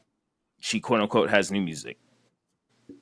If you look at it again, no pop, like crickets. So not only is this another like regurgitated Def Rebel problem, but it's one of those things to where you don't always have to book, whether it's a new talent or it's an old talent, you don't always just have to book them immediately in a match. Like we got 2 video vignettes and then she's in a match. Like they could have showed her last week, like, I don't know, helping B-Fab or something, or like they could have showed her physically in the ring before this shit. But instead, for like a billionth time, just this year alone, they just pop out people to new music, and then like no one's reacting. Like no one reacted to Finn in the Royal Rumble, and a couple other people during the Rumble. And like if you would have had Finn's current music that he's doing now actually show up at the Royal Rumble, because it was not the same music, people would have fucking reacted to him. Like no one reacted to Zelina Vega, and you expect her to get over. How? And we're talking about right. It's impossible. We're talking about a crowd that's not in America that are reacting to everything. They sing songs about everything. Right. So it's just, I don't know. I just had to get and that. Don't use that against Zelina either. No, I'm not. Yeah, and I'm not trying to. It's not her fault. No, not you. Yeah. But I just mean like in general. Like that's my whole point of this whole, like, I just wanted to say that, like, it's like the match was good. The first half was the second half, like, super picked up. I'm glad Piper got a fucking win. I don't remember the last time Piper got a fucking win. But also, like, you're debuting Zelina on the new show. Maybe all this is to, like, get her back with her husband, or maybe even Andrade. But still, like, you're showing Zelina with some fucking music that no one even fucking knows. Yeah. And Def Rebel's been a problem for a while now. The internet's been highly critical of that. That's one thing IWC is agreeing on, is that Def Rebel has just been trash. But you're all right. The new music, the no pops, it's hard for fans to connect. But the thing is, a lot of the fans connect with a lot of the old theme songs. Some of them are pretty, like, Triple H taking over. I don't think any of the Def Rebel songs are being popping off like that. Maybe Rhea's. I think Rhea's is a good one. But outside of that, I mean, technically, Romans was like, Roman's new one is dope. Like, Def Rebels do have some hits, but they have more misses than hits. All right. We're gonna knock out this last segment. Punk, Roman, Rollins. Solid promo. Solid game here. I'm okay with the way it ended. I don't expect this to end any other fucking way. There's 3 of the biggest superstars in the fucking world right now. Like, what did you want to happen? And there was more after the cameras rolled, also, which and I caught that on. Yeah, I don't know where the camera cut off, but I'll tell you what I seen. Roman pops out first, big pop. Roman is that guy still. Says he screwed over. He says at Royal Rumble, Punk screwed him over, so he screwed CM Punk in Madison Square Garden. That's not it, because at Royal Rumble, Seth Rollins tried to kill him, but it's okay because he returned the favor last week.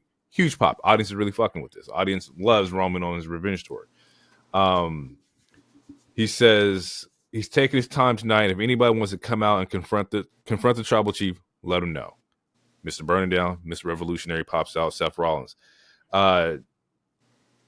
Seth tells Roman that he messed up. He doesn't understand how dangerous CM Punk is. Pause. Why is it Seth's job to always try to save somebody from somebody, or save the big bad from, like, the company? Like, it's his thing. He's not. No. He ain't trying to save nobody. What he's trying to say is, like, nigga, you and I could have handled our beef. That's fine. We got it. But all you had to do is let me kill this other nigga real quick, and it would have been cool. But you interrupted. That's what Seth is like. That sounds so familiar. I feel like he said that before. He didn't. He didn't. I gotta go back. I go back check the tapes. He didn't. I feel like he's. I mean, he might have said it in Brussels, but now he said it with way more passion. Like reins were popping out of his fucking head when he was yelling at Roman. He's like, "Look, you should have just let me finish the job. Like we could have essentially what he's saying is like we could have handled our shit. You and I, we're tied forever.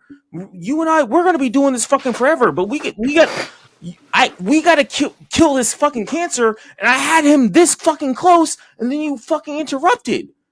And now look at you, like if you would have let me handle it, you wouldn't even be worrying about your wise man. Because fast forward, CM Punk comes out, he's like, thank you, wise man, for handing your fucking chief on a silver platter. Now on a platter. Now wise man's question. Now the chief is questioning his wise man multiple again. It's like, Roman, as your bro, DT as your bro. If you just let me kill this guy, you wouldn't have to question your wise man. You would have been fine. You wouldn't have to question nobody's faith. It could have just been me and you, PvP 1v1.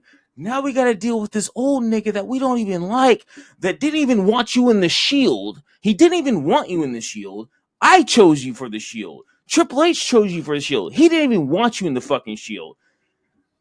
And you're mad because he cost you the Royal Rumble, and then all CM Punk's retort is, hey, it's an everyman match. Now what does Roman have to say? Now he has to go be like, oh, well, you're trying to steal my wise man. Nigga, you wouldn't barred him up too. You wouldn't even have to say he's trying to steal your wise man. If you would have just let me kill him in the first place. The nigga said, neither you or Grimace have beat me without one another. Which Seth was, I was like, Seth was wearing blue, damn. so clearly Punk is colorblind. Because, nah, he ain't good. How you gonna say Grimace? He's wearing blue. Grimace is purple. Learn your colors, Punk. Old ass nigga. That nigga's good. No, DT, how do we feel about being served up on a platter and then maybe being snitched out by your wise man?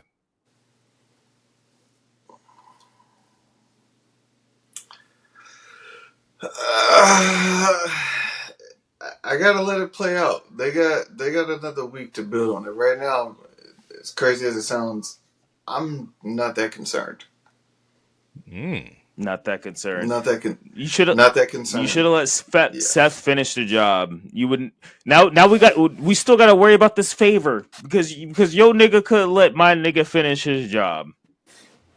He was gonna have the favor regardless. We don't know that. Seth, yeah, I mean, technically we do, but let's just say kayfabe wise, Seth was trying to kill this nigga. Mm-hmm. Kayfabe wise, but it wasn't going to happen. We don't know that. We hit a super stomp. No one's ever kicked out of a super stomp, and Seth didn't even try to pin after a super stomp. He was just contemplating. He was just looking at him. We talked about for the last 2 or 3 weeks how Punk was invincible. He kicked out of every finisher that every top guy has given him, except for Cody, because Cody hasn't even fought him yet. But he's never kicked out a super stomp or a super AA or a super spear because he hasn't received the last 2 in a long time. But he kicked out of a spear, or not a spear. I'm sorry. He kicked out of a AA and a stomp. Right. He kicked out of a stomp and some other GTS. shit. Yeah, that's not a super stomp. He took his own move and super stomp. Bro, you play 2K. A super stomp is 3 finishers. It's hard to kick out of that. Unless you got resiliency, then you kick your own and try. Yes. You're not wrong. So he got his resiliency, but in short, I'm not yet worried. Obviously, there are pieces that playing on all of the relationship from Punk and Heyman, and they've been playing on it for quite some time. And I think it's a great seed to sow. I think Punk saying, "You and Grimace, the two of you have not beaten me without each other," leads to me thinking potentially that these two will put their beef aside and stomp this nigga Punk out. And jump this nigga? Yes. And then they will have their moment in the ring. They'll stand across from each other like they did in Royal Rumble. The crowd will buzz. It'll be loud. and that's them just confirming that we can do this whenever we want, and they should do it because I want to see it. I don't want to have to keep rewatching the Royal Rumble from 2022 or 2021 or whatever the fuck it was. So it's cool. That's when he came up with the Shield entrance. You can watch the Money in the Bank match where Seth wins the title and then Ambrose wins the title like seconds after because he cashes in. Ambrose doesn't even exist. Sorry, Jon Moxley. Yeah. So he's living his my guy. He has no dog in this fight. This is between you two. Oh no, it's crazy how he has a dog in this fight. Yeah, he does. Apparently, there's some. He's not happy. But hey, it is what it is. I would like to say it is. I think it's awesome that the three of us each represent a member of the Shield. Yeah, I said that before we left. Yeah, believe in the wave. All right. And with that being said, people, we're going to get out of here. It's been a pretty solid episode. You got a lot to talk about here. Or we did do a lot of talking here. We will catch you guys in the next one. Apparently, all three of us will be here. And we have some more graps for you next week. Until then, I'll catch you guys later. Peace out. Too sweet. Believe in the wave. Hell!